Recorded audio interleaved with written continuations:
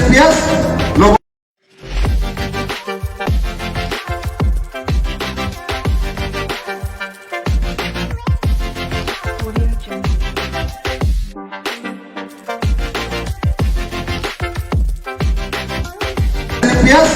लोगों की जिंदगियां संवारने के लिए बनाई है, लोगों की जिंदगियां बदलने के लिए बनाई है। और मैं एसएलपीएस का एमडी नहीं हूं, ये सोच के बाजार में मत जाया करो।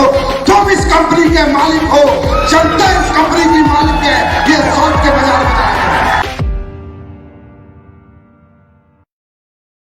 तो आप सभी का हिंदुस्तान के डायरेक्ट सेलिंग के इस महा इंटरव्यू में मैं बहुत बहुत स्वागत करता हूं। दोस्तों, मैं Mahipal Singh, crown diamond of SLPS wellness, आज आप सभी का इस इंटरव्यू में स्वागत भी कर रहा हूं और आपको यकीन भी दिला रहा हूं कि आज आपने जिंदगी का सबसे इंपॉर्टेंट वक्त 1 घंटे का इस इंटरव्यू के लिए निकाला है। आप यकीन मानिए, आप जो अभी आए हैं, 1 घंटे बाद जब आप इस इंटरव्यू से फ्री होंगे, आपके विचार, आपकी सोच, आपके विजन 100% बदल चुके होंगे। आज मैं आपको एक ऐसा मंत्र दिलवाने वाला हूं कि लोग कैसे कामयाब होते हैं, कौन कौन से ऐसे डाउट्स हैं जिनकी वजह से लोग सक्सेस नहीं होते हैं, कामयाब नहीं हो पाते हैं। दोस्तों, मुझे मालूम है आपका वक्त बहुत कीमती है, लेकिन इससे भी ज्यादा इंपॉर्टेंट बात मैं आपको यह बताना चाहता हूं कि इससे भी ज्यादा इंपॉर्टेंट, इस इंटरव्यू को आपको सुनने के बाद आपको ऐसा लगेगा आपके वक्त से भी ज्यादा कीमती आज का आपका 1 घंटा आपकी जिंदगी में, लाइफ में हमेशा रहेगा। ये यादगार 1 घंटा रहेगा। दोस्तों, पिछले 7 दिन से हम लोग प्रमोशन कर रहे थे। आप सारे लोग बेसब्री से संडे का 11 बजे का इंतजार कर रहे थे। सारे एसएलपीएस फाइटर ही नहीं, पूरे हिंदुस्तान के डायरेक्ट सेलिंग के जितने भी लीडर्स हैं, आज उन सब लोगों के लिए एक सुनहरा दिन है। क्योंकि दोस्तों, हमारी तमाम कोशिशों के बाद, बहुत ज्यादा रिक्वेस्ट के बाद, आज मैं आपके सामने किसी शख्स को नहीं, एक ऐसी शख्सियत को इनवाइट करने जा रहा हूं, आमंत्रित करने जा रहा हूं। मैं जानता हूं कि उनका टाइम, आप भी जानते हैं कि बहुत कीमती है, बहुत मुश्किल से उनका टाइम निकलता है, शेड्यूल बहुत बिजी है, लेकिन फिर भी वो हम लोगों से इतना प्यार करते हैं कि उन्होंने इस बिजी शेड्यूल में भी हमें टाइम देने का डिसीजन लिया, हमारी मांग को सुना और आप सभी की और मेरी भी रिक्वेस्ट पे उन्होंने हमारा इन्विटेशन स्वीकार करा। जी हाँ दोस्त, मैं अभी आपको मिलवाने जा रहा हूं हिंदुस्तान की fastest growing company SLPS wellness के CEO and MD mister Sanjeev Kumar sir को। दोस्तों, हम सारे लोग मिलके वेलकम करते हैं। Please welcome SLPS wellness CEO and MD mister Sanjeev sir. Sir, आपका स्वागत है। सर नमस्कार, आपका स्वागत है आज हमारे इंटरव्यू में। हमारे दर्शक पिछले 7 दिन से वेट कर रहे थे। आज मेरा भी सौभाग्य है और आपका भी, हम सभी लोगों का सौभाग्य है कि आज आपसे 1 घंटे तक हम बहुत कुछ सीखने वाले हैं, जिससे हमारी जिंदगी में आमूल परिवर्तन आएंगे। Sir please. Thank you Mahipal ji. तो नमस्कार सभी देखने वाले सभी दर्शकगण को, बहुत बहुत नमस्कार। सर, आपका बहुत बहुत स्वागत है।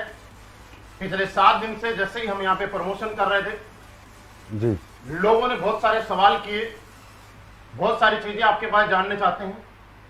मैं तकरीबन 2000 से ज्यादा सवाल आए थे, सभी के सवाल तो नहीं ले पाया क्योंकि इतने कम टाइम में सबके सवाल लेना थोड़ा मुश्किल है। लेकिन उसके बाद भी मैंने तमाम ऐसे सवाल लोगों के यहाँ पे लिए हैं जिनके आज आपको जवाब देने ही होंगे, क्योंकि जनता जानना चाहती है।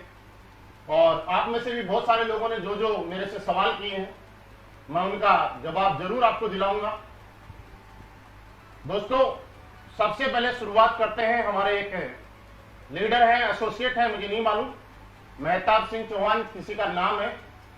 वो ये जानना चाहते हैं सर के बारे में कि सर पहले क्या करते थे, कैसे थे, कहां से आए, कैसे डायरेक्ट सेलिंग में आए।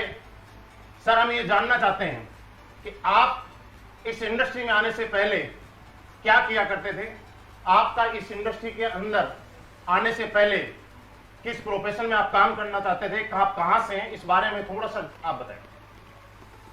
तो सबसे पहले तो नमस्कार सभी दर्शकगण को एक बार फिर। तो महिपाल जी, मैं रहने वाला हूं अपना गाजियाबाद डिस्ट्रिक्ट और मोदीनगर वहाँ पर एक सिटी है, उसके पास एक गांव है छोटा सा खंजरपुर। बचपन में पढ़ाई लिखाई करने के बावजूद, क्योंकि मेरे पापा आर्मी में थे, तो उनसे इंस्पिरेशन मुझे मिला और मैंने आर्मी ज्वाइन करी। और आर्मी में ही मैंने पहले जॉब की है, आर्मी में मैंने काम किया है और पढ़ाई लिखाई अपना नॉर्मल की है। उसके बाद मैंने आर्मी ज्वाइन कर ली थी। तो मेरा मतलब पहले मैं आर्मी में था।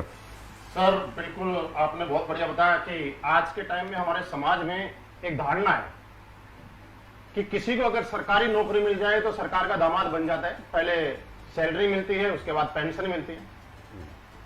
इतनी अच्छी जॉब होने के बाद आज हिंदुस्तान की सबसे रेस्पेक्टेड जॉब में आर्मी का नाम आता है। उसके बाद भी आप इस डायरेक्ट सेलिंग इंडस्ट्री में आए, और आए ही नहीं, आपने अपना पूरा कैरियर इस इंडस्ट्री में लगा दिया। इसके पीछे से क्या वजह रही होगी? देखिए महिपाल सर, रियली जॉब, वो भी आर्मी का बड़ा रिस्पेक्टेड जॉब है और हमने भी पूरा 15 साल दिए हैं। कश्मीर से कन्याकुमारी तक हमारी पोस्टिंगें रही हैं। बड़ा मजा आ रहा था जॉब में, लेकिन फिर भी होता ही है ना, इंसान की जो इच्छाएं हैं वो तो असीमित हैं। तो ऐसी कुछ इच्छाएं हमारी थी, और कुछ अगर हम अपनी इच्छाओं का दमन कर लें तो बच्चों की कुछ इच्छाएं थी, बच्चे कुछ अच्छी जिंदगी जीना चाहते, तो फिर कोई ना कोई दूसरा सोचा कि कोई ऐसा काम इस दुनिया में है अगर हमारे लायक, तो ट्राई करेंगे, बच्चों के सपने पूरे करेंगे। तो फिर अचानक जयपुर के अंदर एक दोस्त थे, वो ले गए किसी डायरेक्ट सेलिंग कंपनी के प्रोग्राम में, और वहां पर मैंने देखा मान सम्मान, रिस्पेक्ट, पैसा। सबसे बड़ी बात है, मैंने वहां पर ये देखा कि हमारे जैसे लोग कामयाब हैं। हमारे जैसे मीन्स मतलब आम आदमी जो 10वीं पास है, 12वीं पास है, या BA है, या ग्रेजुएट है, काफी लोग वहां पर पैसे वाले मैंने देखे। मैं काफी इंस्पायर हुआ।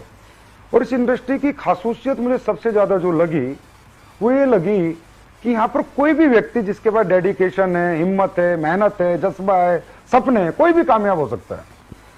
यहाँ पर टैलेंट की जरूरत नहीं है, क्योंकि आजकल देखिए आप मार्केट में कामयाब होने के लिए, मान लो मेरे सपने या आपके सपने हैं, अगर हम उन्हें पूरा करना चाहे तो मार्केट में क्या है, या तो आपको पढ़ना लिखना बहुत पड़ेगा, तब आप IAS IPS बहुत बड़े बड़े बिग जॉब्स आपको बिग प्रोफेशनल जॉब आपको मिलेंगे, या आपके पास बहुत ज्यादा पैसा हो, आपको बहुत पैसा लगाएंगे तो बहुत पैसा कमाएंगे, होटल हॉस्पिटल स्कूल बना लें, या आपके पास कोई एक्सट्रीम टैलेंट हो, आप विराट कोहली की तरह अच्छे क्रिकेटर बने, अच्छे बॉक्सर बने, अच्छे सिंगर बने। मतलब मैं कहता हूँ डायरेक्ट सेलिंग के सिवा बहुत सारे प्रोफेशन है, आदमी सबने पूरे कर सकता है और लोग कर भी रहे हैं, लेकिन क्या वो खासूसियत हर आम आदमी में होती है?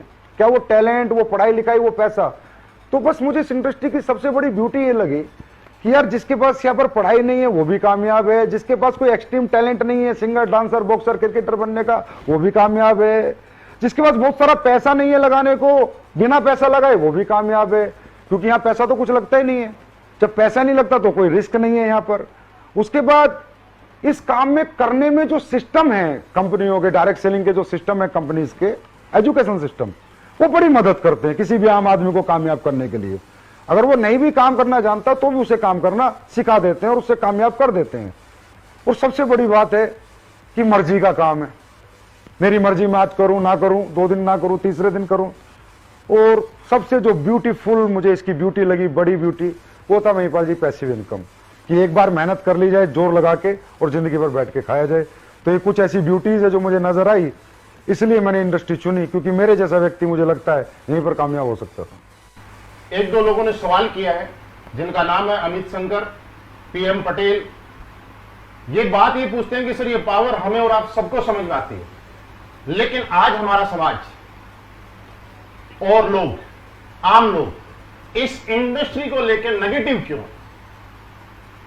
बहुत बढ़िया। क्या नाम बताया आपने जिन्होंने सवाल पूछा है? अमित शंकर है, एक PM पटेल है। तो अमित शंकर जी, PM पटेल जी, आपका सवाल बहुत जेन्युइन है और बहुत रियल सवाल है, और इस सवाल का जवाब अपने अपने एक्सपीरियंस के अनुसार हर व्यक्ति अपने अनुसार देगा। लेकिन जो मैंने सीखा है अपने इस जीवन में, जो समझा है डायरेक्ट सेलिंग में, वो ये है कि अगर समाज किसी चीज के प्रति नेगेटिव है तो 100% वहां कुछ तो नेगेटिव रहा होगा।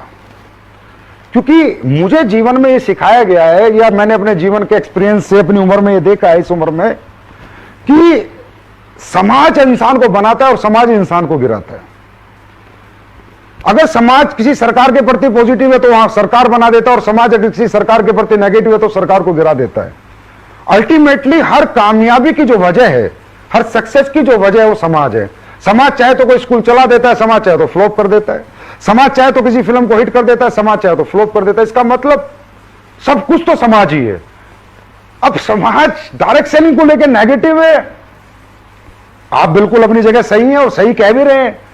तो मुझे ऐसा लगता है कि डायरेक्ट सेलिंग में कुछ ना कुछ तो ऐसा होता होगा कि जिससे लोग नेगेटिव हैं। तो महिपाल जी, उसके लिए एक छोटी सी मैं अपना एक्सपीरियंस शेयर करना चाहूंगा। डायरेक्ट सेलिंग जो बिजनेस है महिपाल जी, इसको लोग सोचते हैं कि ये कुछ अलग बिजनेस है। ये ऐसा कुछ भी नहीं है। ये समाज क्यों नेगेटिव है, इसका आपके इस क्वेश्चन का आंसर मेरी थोड़ा सा डायरेक्ट सेलिंग के एक्सपीरियंस में नॉलेज शेयर करूंगा तो आपको अपने आप ही मिल जाएगा। डायरेक्ट सेलिंग इंडस्ट्री जो है, ये कोई स्पेशल इंडस्ट्री नहीं है, कुछ अलग नहीं है। ये बेचने का एक तरीका है, एडवांस वर्जन ऑफ सेलिंग। जैसे दुनिया में पहले कैसे बिकता था, एक आदमी दुकान खोलता था, सुबह आता था, अभी भी खोलते हैं, 12 घंटे अपनी दुकान के अंदर आके माल बेच के निकल जाता था। उसी गली उसी मोहल्ले में बिकता था जहां उसकी दुकान थी। फिर किसी व्यक्ति ने एक एडवांस आइडिया, एडवांस वर्जन लाया फ्रेंचाइजी कॉन्सेप्ट का। फ्रेंचाइजी कॉन्सेप्ट, फ्रेंचाइजियां खोल खोल के एक आदमी ने एक जगह से पूरी दुनिया में फ्रेंचाइजियां खोल दी। पूरी दुनिया में फ्रेंचाइजियां खोल दी तो उसका माल एक जगह बैठ के पूरी दुनिया में बिकने लगा। फिर एक आदमी आइडिया लाया कि यार मैन टू मैन सेलिंग भी हो सकती है, मैन टू मैन भी आदमी प्रोडक्ट बेच सकता है, मैन टू मैन भी आदमी चीजों को प्रमोट कर सकता है। तो इसे कहते हैं direct selling, man to man selling. तो ये जो मैन टू मैन सेलिंग है, इसका वर्जन है, इसका स्वरूप है डायरेक्ट सेलिंग। अब जिस आदमी ने बनाया, उसने किस लिए बनाया था? उसने महिपाल जी इसलिए बनाया था, प्रोडक्ट की वजह से बनाया था, प्रोडक्ट बेचने के लिए बनाया था। कुछ ऐसे करने के लिए नहीं बनाया कि भाई कुछ भी बेचो, हवा बेचो। क्योंकि फ्रेंचाइजी से क्या बिकता है प्रोडक्ट, दुकान से क्या बिकता है प्रोडक्ट, डायरेक्ट सेलिंग में क्या बिकता है प्रोडक्ट। तो उसने एक इंडस्ट्री बनाई कि जहां पर एक आदमी एक प्रोडक्ट खरीदेगा, अगर उसको प्रोडक्ट अच्छा लगेगा तो उसको शेयर करेगा, ना कि बेचेगा।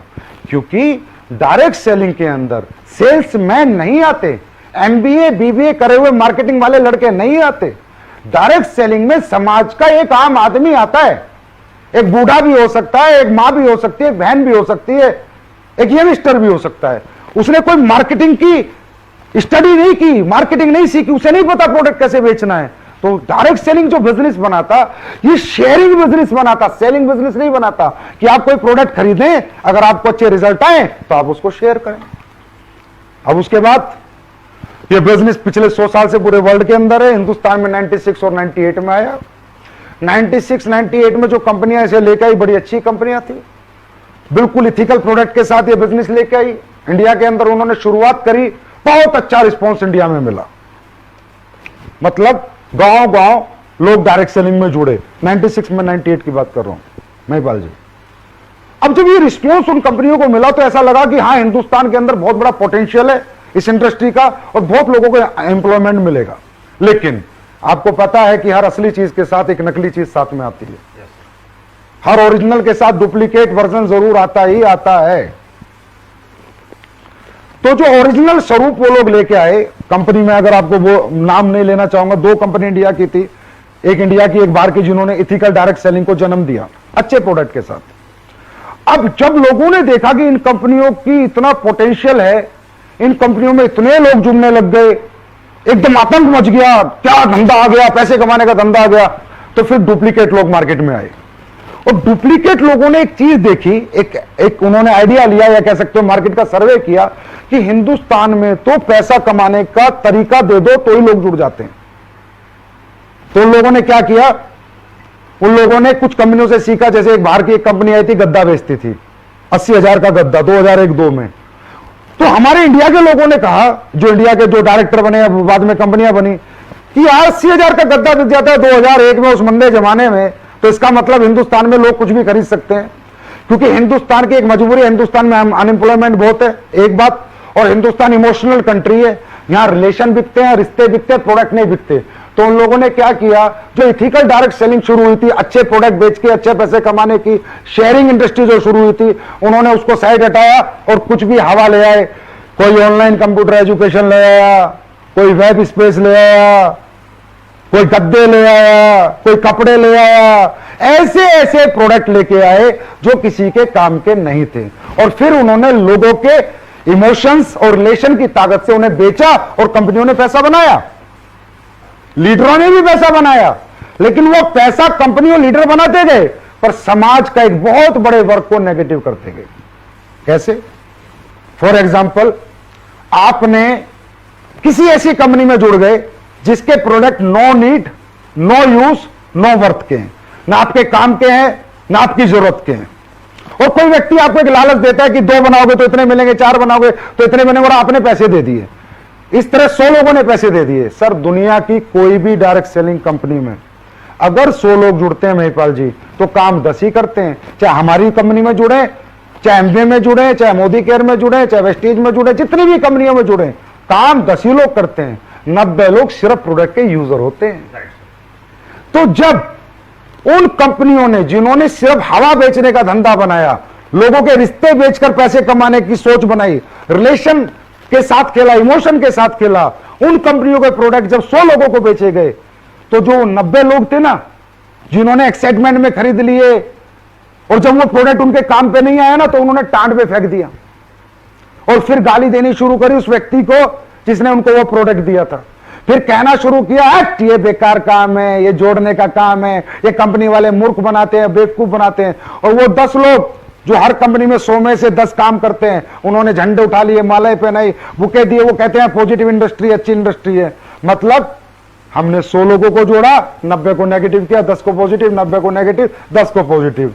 अल्टीमेटली इन कंपनियों की वजह से, जिनके प्रोडक्ट लोगों की जरूरत के नहीं है, जिनके लोगों की नीड के नहीं है, और लोगों को जो लालच देखकर अपने साथ जोड़ लेते हैं, और फिर वो लोग काम तो करते नहीं है और प्रोडक्ट उनके काम का नहीं होता, तो वो जो वर्ग है समाज का, वो बहुत नेगेटिव है इस बात को लेके। तो असली जो नेगेटिविटी है वो यहां से शुरू हुई। मतलब हम ये समझ पा रहे हैं कि डायरेक्ट सेलिंग का जो स्वरूप था वो कुछ और था, लेकिन हिंदुस्तान के लोग इमोशनल हैं, हिंदुस्तान के लोग अपनों पे भरोसा करते हैं। यहाँ पे प्रोडक्ट नहीं बिकते, फेस बिकता है, फेस वैल्यूज बिकती है। उसकी वजह से लोगों ने यहाँ के लोगों को यूज किया, और एक बहुत बड़ा तबका जो नेगेटिव हुआ, उसके पीछे लोग जिम्मेवार नहीं है, कहीं ना कहीं कोई कंपनी जिम्मेवार है। जैसे कि आपने देखा होगा, हिंदुस्तान में धनलक्ष्मी यंत्र, बजरंगबली यंत्र, शनि यंत्र, क्या क्या बिक जाता है। इमोशनल लोग हैं, समझ, बेचारे बहुत सीधे साधे लोग हैं।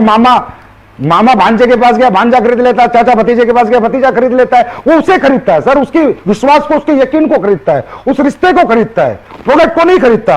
और ये जो कंपनियां हैं जो गलत तरह के प्रोडक्ट लेके आई थी, इन्हें कहते हैं नेगेटिव प्रोडक्ट। अभी नेगेटिव प्रोडक्ट की एक लिस्ट है, जो नेगेटिव प्रोडक्ट लेके आई थी, उन्होंने रिश्तों से खेला, और इस तरह क्या हुआ कि 100 लोग अगर किसी कंपनी में जुड़े तो 90 नेगेटिव है। और सर, ये 20 साल से ये काम चल रहा है, तो आप ये मान लीजिए कि समाज का हर एक आदमी किसी ना किसी कंपनी का जला हुआ है।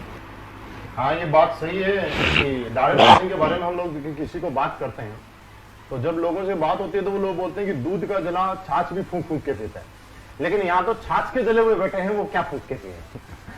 लेकिन आगे मैं बात बढ़ाते हुए आपसे पूछना चाहूंगा, जैसा आप बोल रहे थे कि मार्केट नेगेटिव नहीं था, लोग समाज नेगेटिव नहीं था, कुछ नेगेटिव प्रोडक्ट्स थे जो no need, no worth, no use के थे, जिसकी वजह से मार्केट में नेगेटिविटी आई। तो अगर इतने नेगेटिव प्रोडक्ट हैं, तो फिर ऐसी कंपनियां मार्केट में क्यों चल रही है, वजह क्या है? अब ये बहुत अच्छा क्वेश्चन है। मुझसे भी कई लोग बोलते हैं कि सर, आप बात करते हो इन कंपनियों के बारे में, इस तरह से बताते हो कि इथिकल डायरेक्ट सेलिंग नहीं करते, लीगल नहीं है। सर, ये कंपनियां इसीलिए चल रही है क्योंकि जब तक दुनिया में रिश्ते चलते रहेंगे, बाप बेटे का रिश्ता खत्म नहीं होगा, भाई बहन का रिश्ता खत्म नहीं होगा, मामा भांजे का खत्म नहीं होगा, चाचा भतीजे का खत्म नहीं होगा, वो यकीन, वो विश्वास जब तक बना रहेगा, जब तक ये कंपनियां चलती रहेगी। दूसरी बात, जब भी इन कंपनियों में कोई आदमी पहली बार सेमिनार देखने जाता है, उसे क्या पता, वो तो देखता है स्टेज के ऊपर, अरे भाई ये करोड़पति, ये अरबपति, मोटिवेशन मिलता है उसे, कहता भाई मैं भी बन जाऊंगा, फिर वो पैसे दे देता है बेचारा वहां पर। उसे क्या पता कल तेरे साथ क्या होगा, तुझे मार्केट से रिस्पॉन्स मिलेगा या नहीं मिलेगा, उसे नहीं पता ना, मार्केट से कल रिस्पॉन्स मिलेगा या नहीं मिलेगा, कल तेरे साथ क्या होगा। तो वो व्यक्ति वो उनके मोटिवेशन के जंजाल में फंस के वहां पर घुस जाता है, और पहली बार होता है। देखिए सर, मैं एक बात बताना चाहता हूं, और जितने लोग सुन रहे हैं इस बात को बड़ा ध्यान से सुने। जो भूखा आदमी होता है ना, यहां पर कौन आते हैं डायरेक्ट सेलिंग में, कौन आते हैं, middle class, lower middle class, upper middle class, ये सब भूखे होते हैं, इनके पास सपने होते हैं। इन्हें किसी भी कंपनी का पहली बार जिंदगी में जो प्रोग्राम देखते हैं ना, ये उससे इंस्पायर होकर जुड़ जाते हैं। भूखे आदमी को आप कच्ची रोटी दे दो, पकी रोटी दे दो, आधी पकी कच्ची दे दो, बेचारा खा लेता है। लेकिन जब समझदारी आती है तो समझ में आता है कि ये 5-6 साल ये जो तूने मोटिवेशन के चक्कर में निकाले, ये जो इन कंपनियों के चक्कर में निकाले, ये आडंबर में निकाले, फिर बहुत लेट हो जाता है। और वो एक कहावत है, when you understand the game of your life you are too old to play. वो 5-6 साल उसके बर्बाद हो जाते हैं। तो ये एक बहुत बड़ा रीजन है कि पहली बार लोग आते हैं और इस मोटिवेशन के जंजाल में फंस के बाद में जब तक उन्हें बेचारों को समझ आती है तब तक समय उनका बीत चुका होता है। कि पहले आप असलीपियस वेलनेस से पहले किसी कंपनी में काम किया करते थे, मतलब डायरेक्ट सेलिंग किया करते थे, उसके बाद आपके मन में असलीपियस वेलनेस खोलने का विचार आया, कहीं इसके पीछे भी कोई ऐसी वजह तो नहीं रही कि आपका मन में भी पैसे बनाने का मकसद हो या लालच कहीं आपके मन में जाग गया हो, तो उसकी वजह से आपने डायरेक्ट सेलिंग को छोड़कर कंपनी खोलने का डिसीजन ले लिया? इसमें ना महिपाल जी एक सवाल मेरे पास भी आया था। वो सवाल ये था कि सर डायरेक्ट सेलिंग में लोग बहुत पैसे कमा लेते हैं, मर्जीज फरारी ले लेते हैं, लेकिन उसके बावजूद भी उनकी सोशल रिस्पेक्ट नहीं होती। तो वहां से मेरी कहानी वहीं से मैच होती है। तो मैं उन लोगों को जवाब देना चाहता हूं, बिल्कुल सही बात है कि डायरेक्ट सेलिंग के लीडर की सोशल रिस्पेक्ट नहीं है, जबकि होनी चाहिए।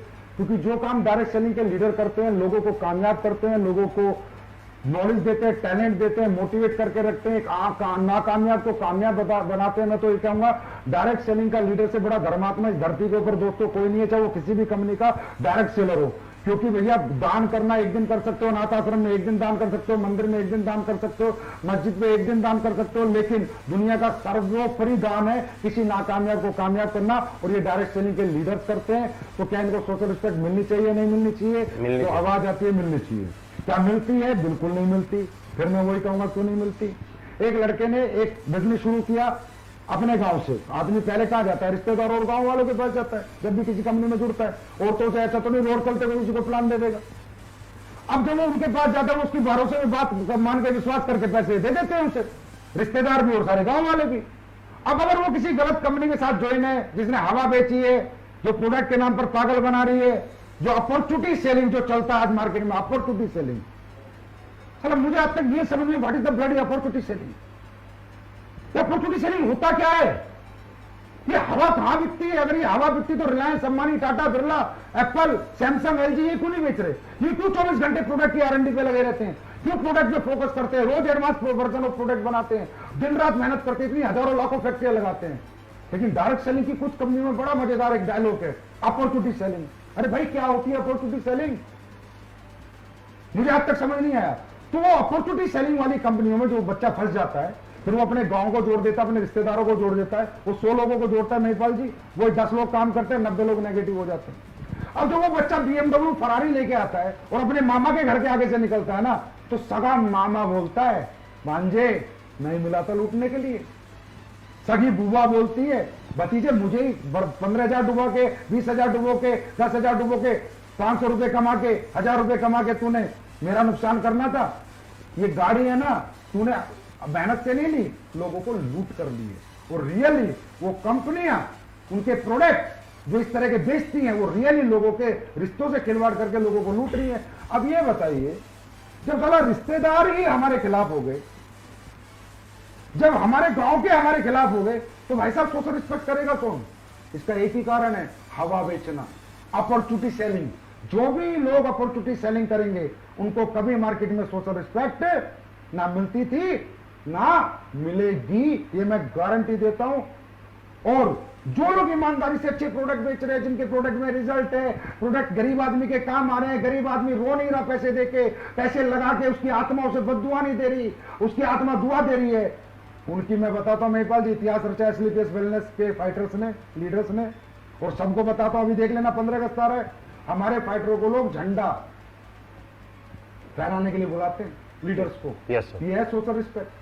क्योंकि हमने अगर 100 लोगों को प्रोडक्ट दिया है ना सर, मैं सबकी 100 आउट ऑफ 100 की बात नहीं करता, पर 80% को रिजल्ट आता है, 20% को नहीं आता, तो हम 100 में से 80 को पॉजिटिव कर रहे हैं। तो ये मुहिम हमने 6 साल पहले चलाई।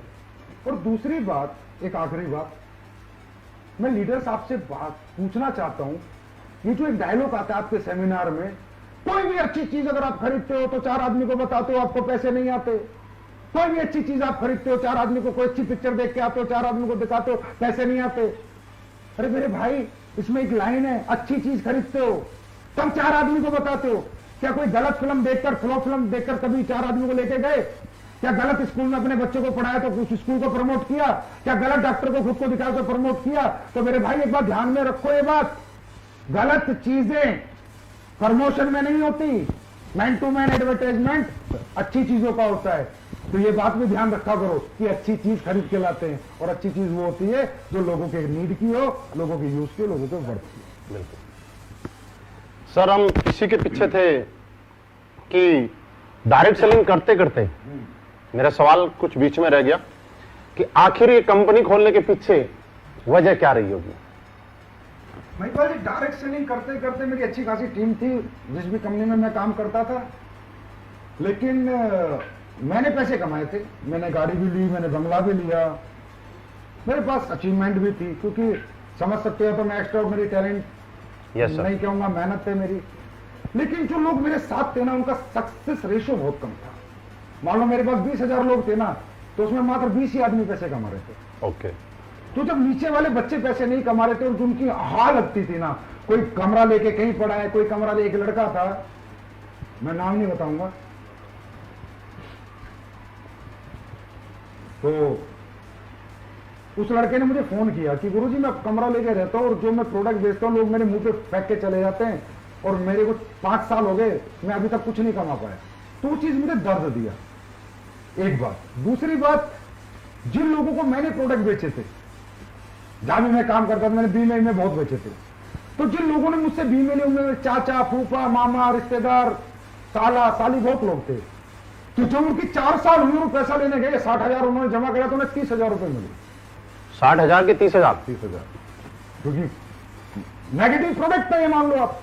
ऐसी पॉलिसियां थी जो किसी काम की नहीं थी, सिर्फ हवा बेची थी हमने।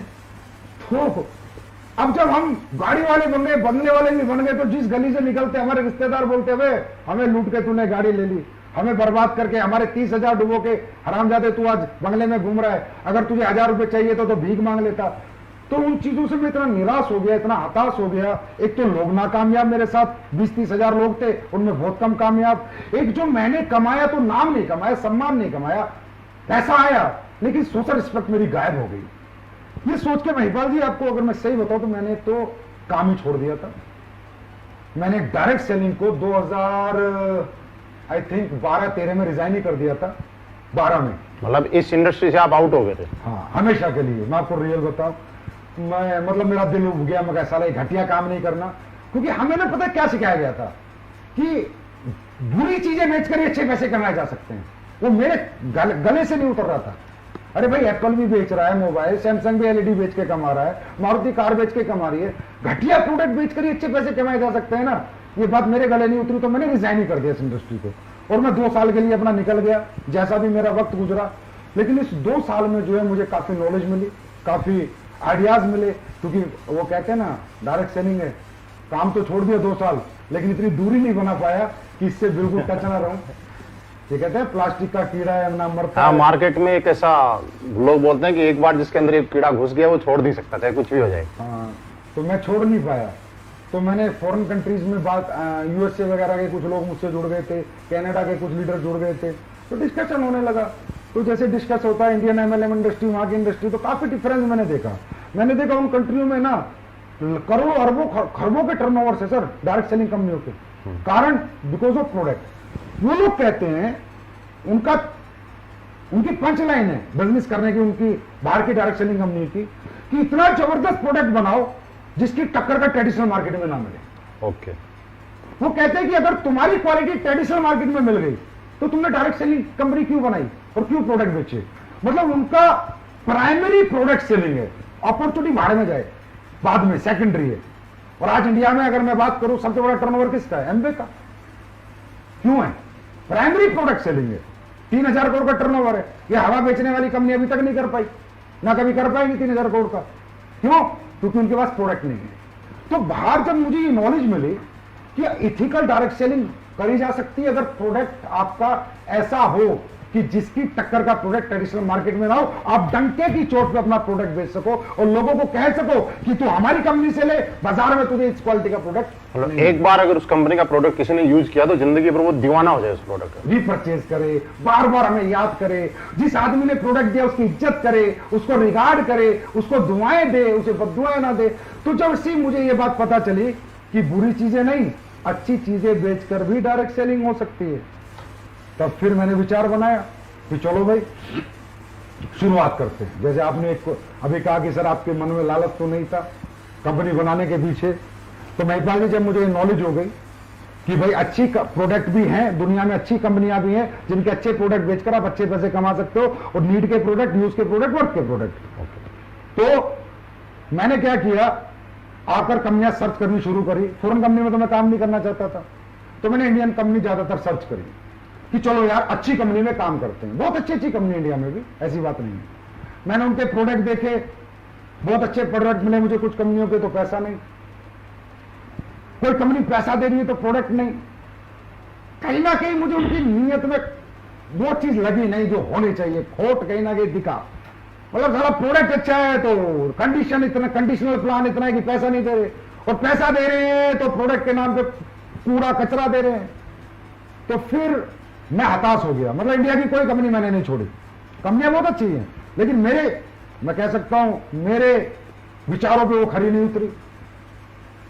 तो मैंने सारी कंपनी ट्राई करी है महिपाल जी, कोई छोड़ी नहीं। मैं नेटवर्किंग करना चाहता था, मैं कंपनी कभी नहीं खोलना चाहता था।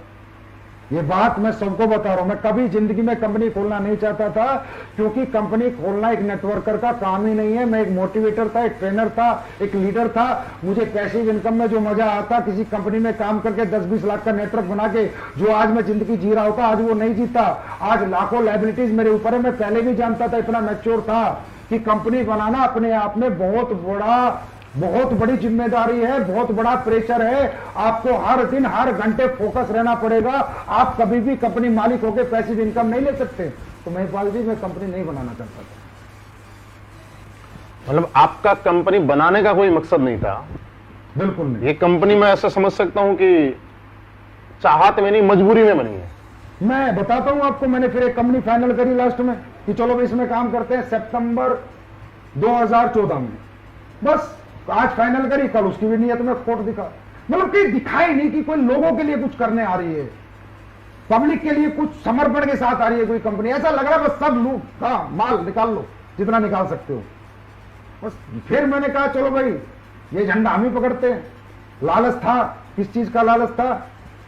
जो लोग मेरे साथ जीवन लगाया था, जो नाकामयाब हो गए थे, उनको कामयाब करने का लालच था। लालच था मुझे उन लोगों के लिए जो 6-6 साल से कंपनियों में धक्के खा रहे हैं, और आज उनके घर वाले कहते हैं तूने क्या घटिया प्रोफेशन चुना, और जिनको कामयाबी नाम की चीज दूर दूर तक नजर नहीं आ रही, उनको कामयाब करने का लालच था।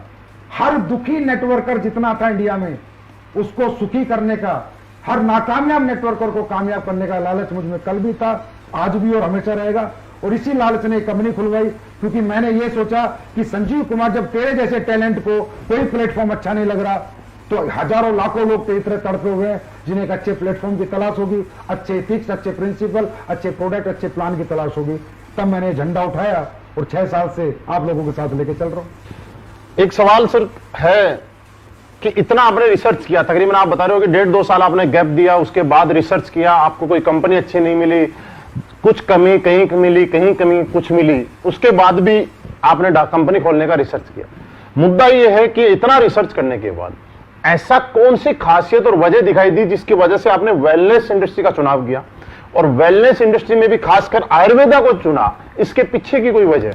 इसके पीछे की वजह यह है कि जब मैं रिसर्च कर रहा था, 2 साल का जो मेरा गैप था, और जो मैंने कहा यूएसए वगैरह, कनाडा वगैरह, जापान वगैरह, जिन भी लोगों से, लीडरों से मैं टच में था, तो जब मैं उनसे बात करता भाई तुम्हारे यहाँ सबसे टॉप में कौन सी कंपनी है, तो कहते sir wellness company, wellness industry. क्योंकि वेलनेस इंडस्ट्री आने वाले समय की $1 ट्रिलियन इंडस्ट्री है, because of life style disease. आज लाइफ स्टाइल डिजीज आप देख रहे हो, बोलबाला है उनका, शुगर, बीपी, हार्ट अटैक, ये सब चीजें। तो ये लाइफ स्टाइल डिजीज है, इसका सोल्यूशन किसके पास है? ओनली वेलनेस इंडस्ट्री के पास है, और किसी के पास इसका सोल्यूशन नहीं है। अब वेलनेस में मैंने आयुर्वेदा को क्यों चुना? क्योंकि वेलनेस में आज हमारे पास फूड सप्लीमेंट भी है, आयुर्वेदा नहीं अभी लेके आए हम, लेकिन मैंने आयुर्वेदा को प्रेफरेंस क्यों दिया? क्योंकि 5000 साल पुराना इतिहास हमारा बताता है कि हमारा आयुर्वेद कितना पावरफुल है। बड़ी से बड़ी लाइलाज बीमारी भी आयुर्वेद ठीक करता है। और अब ये कोरोना काल में भी बताना पड़ेगा मुझे, अब तो दुनिया मान रही है कि आयुर्वेद जो कर सकता है वो कोई नहीं कर सकता। तो मैंने आयुर्वेद को इसलिए चुना क्योंकि मैं ऐसा प्रोडक्ट देना चाहता था जिसमें नीड हो, जो जरूरत का हो, जिसमें लोगों को वर्थ हो, और जिस प्रोडक्ट को लेके लोग बद्दुआ ना दें। मैं कह रहा हूं दुआ ना दे, हमें कोई बद्दुआ भी ना दे, मुद्दा ये था। दूसरी बात, हमारा प्रोडक्ट अगर कोई आदमी लेता है ना सर, तो ऐसे नहीं लेके रख लेता लाओ लाओ लाओ, वो पक्का बॉडी डिटॉक्सिफाई करने के लिए लेगा, या उसके घर में कोई परेशानी होगी उसको ठीक करने के लिए लेगा। कहने का मतलब हम चिपकाते नहीं है, हम जरूरत पैदा नहीं करते, लोगों को जरूरत होती है वो प्रोडक्ट हम देते हैं। तो आयुर्वेद जो कर सकता है, जो चमत्कार, वो आप हमारे YouTube पे जाके हमारे टेस्टिमोनियल देख सकते हैं कि मैंने आयुर्वेद चुना तो आज उसने क्या चमत्कार किए, क्या रिजल्ट दिए। और आयुर्वेद को कल तक तो मैं चिल्ला चिल्ला के बोलता था सर, आज तो पूरा वर्ल्ड बोल रहे हैं। सर ये आगे सवाल है, एक मुकेश कुमार भी है, एक राजेंद्र कुमार जी हैं। ये पूछना चाह रहे हैं कि ये प्रोडक्ट हम जिनको भी देते हैं वहां से हमें बहुत ज्यादा दुआएं मिलती हैं, और लोगों के घर में जब जाते हैं तब लोग भगवान की तरह पूछते हैं, जैसा कि आज तक किसी डायरेक्ट सेलिंग इंडस्ट्री के अंदर किसी डायरेक्ट सेलिंग को पूछा नहीं गया इनका। लेकिन सवाल ये बोल रहे हैं कि एक सवाल आ रहा है कि प्रोडक्ट बहुत अच्छे हैं, कहीं ऐसा तो नहीं है कंपनी शुरू में ग्रोथ करने के लिए प्रोडक्ट अच्छे दे और जब थोड़े दिन के बाद में कंपनी बड़ी हो जाए उसके बाद उसके रिजल्ट कम कर दे? मीन्स सवाल ये है कि क्या गारंटी है कि जिंदगी भर ऐसे ही रिजल्ट रहे? 9 नवंबर 2014 को शुरुआत हुई थी। शुरुआत तब हुई थी, आज तो 6 साल हो चुके हैं। 6 साल से आज तक प्रोडक्ट क्वालिटी डाउन नहीं हुई। देखिए सर, जिस कंपनी का बेसिक प्रोडक्ट हो, जिसका बेसिक क्वालिटी हो, अगर प्रोडक्ट में मैं कल कॉम्प्रोमाइज करता हूं, क्वालिटी कॉम्प्रोमाइज करता हूं, और जिसने भी आज तक किया है उसका ग्राफ ऊपर नहीं गया, उसका ग्राफ नीचे गया है। I am the follower of Steve jobs. मैं फॉलोअर हूं स्टीव जॉब्स जैसे लोगों का, जिन्होंने एप्पल जैसे एक ब्रांड बनाया और आज तक उसे अपग्रेड करते चले गए, अपग्रेड करते चले गए, अपग्रेड करते चले गए, क्वालिटी कभी नीचे नहीं जाने दी। इसीलिए उनका फोन लाइन में लग के बिकता है, इसीलिए एस्लीपियस का प्रोडक्ट लाइन में लग के बिक रहा है। कोई डाउट नहीं है कि आज लॉकडाउन जैसे टाइम में भी लाइन में लग के प्रोडक्ट बिक रहा है, क्योंकि मेरी क्वालिटी। अच्छा एक बात बताओ, क्वालिटी गिराए क्यों जाएगी? लालच, भाई कोई पैसा बचाना होगा, इंग्रीडिएंट महंगे हो गए, टैक्सेस महंगे हो गए, हाँ कंपनी को पैसा कम बचने लगा तो प्रोडक्ट क्वालिटी गिरा दी जाएगी। ऐसे गिराते होंगे लोग। बिल्कुल। देखो, हर आदमी का अपना अपना बिजनेस मॉडल है, बिजनेस मेंटेलिटी है हर आदमी की। हर आदमी, आपने देखा होगा, एक लखानी की चप्पल भी बनती है और रिबॉक की चप्पल भी बनती है। रिबॉक का ग्राहक भी है और लखानी का ग्राहक भी है। तो मेरे प्रोडक्ट की जो क्वालिटी है वो मैं इसलिए मेंटेन करता हूं हमेशा, क्योंकि मुझे पता है मुझे आज जो भी कुछ बनाया है एस्लीपियस आज जहां भी पहुंचे क्वालिटी के साथ पहुंची। अब मुझे लालच आ गया, टैक्स बढ़ गया, कोई अभी जैसे आप देख रहे हो अश्वगंधा, गिलोय और अपना काढ़ा और अपना मुलेठी, सुन रहे हो गए आप, रोज टीवी पे आता है, टीवी पे डेली आ रहा है। रेट बढ़ गए इनके, लोगों ने दुगने रेट कर दिए। मार्केट है, हिंदुस्तान है, लेकिन मैंने अभी तक रेट नहीं बढ़ाए, जब तक मैं मजबूर ना हो जाऊं। लेकिन मैंने पानी भी नहीं मिलाया। मैं ये सोचता हूं पानी मिलाने से अच्छा, क्वालिटी गिराने से अच्छा पैसे बढ़ा दो ना भाई। अरे पब्लिक या तो एक्सेप्ट करेगी, रिजेक्ट करेगी, कोई फर्क नहीं पड़ता। अब कई कंपनियों में नहीं पैसे मत बढ़ाओ, लीडर नाराज हो जाएंगे, लोग नाराज हो जाएंगे। अरे होने दो नाराज, क्या फर्क पड़ता है? कस्टमर सेटिस्फाइड है ना तो लीडर अपने आप सेटिस्फाइड है। कस्टमर को क्वालिटी मिलेगी, वो खरीदता रहेगा, लीडर पैसे कमाता रहेगा। मैं लीडरों की नाराजगी कभी नहीं देखता कि लीडर कहां नाराज होंगे कहां नहीं होंगे। मैं ये देखता हूं कस्टमर नाराज नहीं होना चाहिए। अगर कस्टमर नाराज है तो लीडर खुश रह ही नहीं सकता। और कस्टमर कब खुश रहेगा? जब उसको क्वालिटी प्रोडक्ट मिलेगा, उसको रिजल्ट आएगा। मैं मतलब शॉर्टकट में बताता हूं जी, अगर मुझे कभी ऐसा लगा तो मैं रेट बढ़ा दूंगा, लेकिन क्वालिटी नहीं गिराऊंगा। सर एक लक्ष्मण ढूकिया जी हैं जो सवाल पूछते हैं कि सर जब मार्केट में जाते हैं तो बार बार एक चीज आती है और कुछ दूसरी कंपनी के लोग भी उनको ये बोलते हैं कि सर एस्लीपियस वेलनेस के प्रोडक्ट महंगे बहुत हैं, इतने महंगे क्यों हैं? भाई देखो, ये सवाल मेरे सामने भी बहुत आता है। अब इसका जवाब मैं ऐसे कैसे दूं कि भाई प्रोडक्ट महंगे किए गए हैं, मैंने किए हुए हैं? नहीं, ऐसा नहीं है। इसको ध्यान से समझना, मैं सभी जितने भी लोग सुन रहे हैं ध्यान से समझिए। प्रोडक्ट हमारा महंगा है 100% मैं मानता हूं, लेकिन इसके पीछे कुछ लॉजिक फैक्टर्स हैं, कारण है इसके पीछे। इसके पीछे वो MLM के मालिक वाली सोच नहीं है कि वो बस कुछ भी बनाओ, घोलो पोलो, आईडी में निकालो, 2 आदमी जोड़ो और लोगों को बोल दो पैसा कमाओ। नहीं, इसके पीछे है कस्टमर सेटिस्फेक्शन। सर हमारे प्रोडक्ट के लिए मैं कह सकता हूं सबसे महंगा पर सबसे अच्छा। यस। सबसे महंगा सबसे अच्छा। ये महंगा क्यों बनता है, इसके पीछे रीजन लोग जानना चाहेंगे, जानिए आप लोग। और आप लोग इसे सर्च करेंगे, आजकल गूगल बाबा है सारी नॉलेज देने के लिए। हर प्रोडक्ट में एक रॉ मटेरियल डलता है। अब रॉ मटेरियल की सोर्सिंग सबकी अलग अलग है। कोई एक्सट्रैक्ट से ही प्रोडक्ट बनाते हैं, एक्सट्रैक्ट खरीदते हैं। मान लो एक एग्जांपल देता हूं, अश्वगंधा का एक्सट्रैक्ट अगर आप 1 किलो खरीदोगे महिपाल जी तो 1200 रुपए किलो मिलेगा। 1200 रुपए किलो एक्सट्रैक्ट। रेशो मिलेगा 4:1, मतलब 4 केजी अश्वगंधा का 1 केजी एक्सट्रैक्ट है, 1 किलो एक्सट्रैक्ट है, और वो आपको कह रहा है जी 1200 रुपए में। और अगर आप अश्वगंधा को जड़ से खरीद के लाओगे तो रेट है 700 रुपए। अच्छा, 700 जड़ का। वो कह रहा है जी मैंने 700 रुपए का पाउडर बनाया है और मैं 1200 में दे रहा हूं। 2800 रुपए का 4 किलो का 700 इंटू 4 किलो 2800, और मैं 1200 कैसे दे रहा भाई? या तो बैंगन की जड़ मिला रहा है, या उल्टी सीधी चीजें मिला रहा है, भूसा मिला रहा है, और अश्वगंधा का पाउडर दे रहा है।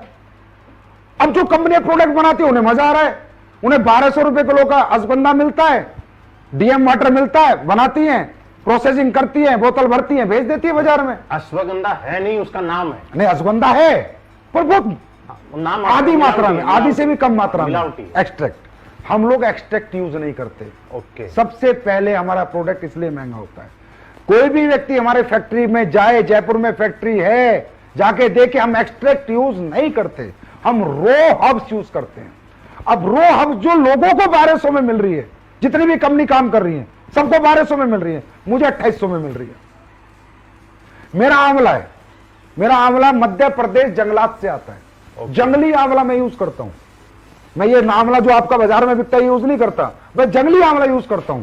बाजार का आंवला 100 रुपए किलो है तो जंगली आंवला 400 रुपए किलो है। जिनसिंग है, जिनसिंग आप फैक्ट्री में किसी को भी भेजिए, अचानक भेजिए, अकस्मात भेजिए, किसी को भी बोला जाके निरीक्षण कर छापा मारे स्लीपेज की फैक्ट्री पे। एक कोरिया की जिनसिंग है जो 2500 रुपए किलो आती है, एक चाइना की जिनसिंग है, एक एग्जांपल है रेट का, 1000 रुपए किलो आती है। हम कोरिया की जिनसिंग यूज करते हैं। लेकिन दोनों है जिनसिंग, दोनों जिनसिंग है। स्पेरुलिना है, हमारा ओरिजिनल स्पेरुलिना, चाइना का स्पेरुलिना जो आता है ना सर 1000 रुपए किलो है, हम यूज करेंगे वो 5000 रुपए किलो के। एक एग्जांपल से बता रहा हूं, हमारा raw material quality upper level का है और रो है।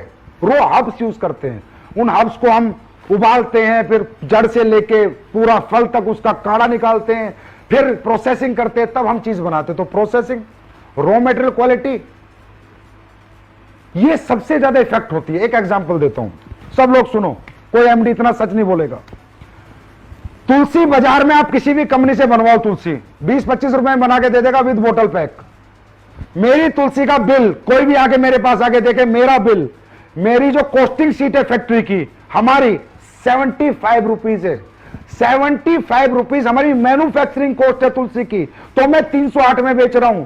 लोगों की तुलसी 20 रुपए में विद पैकिंग बन रही है। आप पूरी इंडिया की किसी भी सप्लायर से ले लो, 20 रुपए में डब्बा पैक करके तुलसी दे देगा। मेरी तुलसी की कॉस्टिंग है ना वो 75 रुपए है, और कोई भी आगे देख सकता है वो। अब क्यों है? अब बाजार की तुलसी के 10 बूंद और मेरी तुलसी का 1 बूंद। बिल्कुल है। तो सर या तो लोगों को लूट लो, बेवकूफ बना लो, या ईमानदारी से काम करना है तो फिर पैसे तो रखने ही पड़ेंगे। अब 75 की तुलसी और 25 की तुलसी में 5 गुना का फर्क हो गया महिपाल जी, 3 गुना का। तो मैं सर्वाइव कैसे कर जाऊं उस रेट पे बेच के? अगर आप चाहते हो उस रेट पे बेचूं तो मुझे कचरा बनाना पड़ेगा, मुझे पानी मिलाना पड़ेगा, घटिया प्रोडक्ट बनाने पड़ेंगे, वो मैं मरते दम तक नहीं बना सकता। तो सबसे महंगा सबसे अच्छा। सर आपने बहुत बढ़िया बताया। मुझे नहीं लगता कि आज हिंदुस्तान में क्या पूरी दुनिया के अंदर किसी कंपनी का मालिक, किसी कंपनी का एमडी इतना खुल के मतलब सारी अंदर की बातें किसी को बता दे, ये लाजवाब है सर अपने आप में। और दूसरा आपने जो एक प्रोसेस बताया कि हम हब्स यूज करते हैं, रॉ मटेरियल, पूरी रो एक्सट्रैक्ट पाउडर नाम की कोई चीज बाजार से नहीं खरीदते। ये एक बहुत बड़ा राज है एसलीपीएस वेलनेस के प्रोडक्ट का रिजल्ट देने का। अरे महिपाल जी 500 रुपए का प्रोडक्ट भी महंगा है अगर काम का नहीं है तो। अब हमारा पेस्ट 199 का, दुनिया 50-50 रुपए में लेके आ गई। अब 50 रुपए में तू रेत मिला के पेस्ट बेच रहा है, क्या मतलब है उसका? कोई काम तो करे दांतों के लिए। वो 50 भी बेकार है ना, 500 रुपए भी बेकार है सर अगर काम करें। देखो पैसा पैसा ही होता है। अगर उसके यूज में आ गया तो पैसा वसूल हो गया, अगर यूज नहीं आया तो कम पैसा भी बेकार है। सर किसी के घुटने का दर्द है 15,000 रुपए में ठीक हो गया, 1.5 लाख की बजाय प्रोडक्ट महंगा रहा सस्ता रहा, ये बताओ। किसी का हार्ट का ब्लॉकेज खुल गया 20,000 रुपए के हमारे प्रोडक्ट लेके, प्रोडक्ट महंगा रहा सस्ता रहा। बहुत सस्ता रहा। किसी का 90% लीवर खत्म है, वो हमारे प्रोडक्ट से लीवोडॉग से ठीक हो गया, प्रोडक्ट महंगा रहा सस्ता रहा। अगर देखा जाए तो दुनिया का सबसे सस्ता प्रोडक्ट है ना वो एस्क्लेपियस के पास है, जो लाखों का काम मात्र चंद रुपयों में लोगों का हो जाता है। तो दुनिया का सबसे अच्छा और लोगों के लिए सबसे सस्ता प्रोडक्ट अगर मैं कहूं तो एस्क्लेपियस के पास। सर एक मनीष महिला जी हैं जो ये पूछना चाह रहे हैं कि हम डॉक्टर्स नहीं है ना, हमारे पास डॉक्टरी का कोई लाइसेंस है, क्या बिना लाइसेंस के हम इस प्रोडक्ट को प्रमोट कर सकते हैं? बिल्कुल बेच सकते हो, धुआंधार बेच सकते हो। ओटीसी प्रोडक्ट होते हैं, ओवर टू काउंटर प्रोडक्ट। दो तरह के होते हैं, प्रिस्क्रिप्शन ड्रग्स होती है, प्रिस्क्रिप्शन मेडिसिन होती है, ओटीसी होती है। जैसे वीको वज्रदंती बाजार में आप खरीदने जाओगे तो उस पर भी सेफ आयुर्वेदिक प्रोप्राइटरी मेडिसिन मिलेगा, जिसे हर परचून का दुकानदार बेच रहा है। अब परचून का दुकानदार डॉक्टर तो नहीं है। च्यवनप्राश आप कंपनियों को लेने जाओगे तो उसमें सेफ आयुर्वेदिक प्रोप्राइटरी मेडिसिन मिलेगा, जिसे हर एक दुकानदार बेच रहा है, हर गली मोहल्ले का दुकानदार बेच रहा है। अब वो डॉक्टर तो नहीं है। ओटीसी कैटेगरी का प्रोडक्ट कोई भी किसी को भी प्रमोट कर सकता है भारत सरकार के कायदे और नियम के अनुसार। हाँ, जो प्रिस्क्रिप्शन ड्रग्स है जैसे वटी है, भस्में हैं, उस तरह के बहुत से प्रोडक्ट आयुर्वेद में होते हैं जो हम लोग नहीं बनाते, उन्हें हम कहेंगे क्लासिकल मेडिसिन। क्लासिकल मेडिसिन दोस्तों हम प्रमोट नहीं कर सकते, सेफ आयुर्वेदिक प्रॉपर्टी हम सब प्रमोट कर सकते हैं और पूरी हिंदुस्तान की सारी कंपनियां कर रही हैं। ये सब आपके सामने। मतलब ये प्रोडक्ट हम आराम से किसी ओवर टू काउंटर इसको कहते हैं, ओटीसी प्रोडक्ट जी। सर यहां तक आपका सेशन के बाद एक मेरा सवाल है, और ये सवाल बहुत अच्छा सवाल है। आज एस्क्लेपियस वेलनेस का फाइटर या मैं भी, हम किसी को भी अपने प्लान के बारे में जब बताते हैं तो सामने वाला ज्वाइन करे या ना करे, किसी को 5 साल का एक्सपीरियंस है, 10 साल का एक्सपीरियंस है, फिर भी एक चीज पे सल्यूट करके जाता है कि उस आदमी को सलाम करते हैं जिस आदमी ने प्लान बनाया है। मतलब लोग बहुत ज्यादा इंप्रेस हैं इस प्लान को, और वो एक चीज बोलते हैं कि ये प्लान नहीं है, ये हिंदुस्तान डायरेक्ट सेलिंग की कंपनियों का निचोड़ का एक प्लान है। मैं ये जानना चाहता हूं इस प्लान का आइडिया आपके दिमाग में कैसे आया?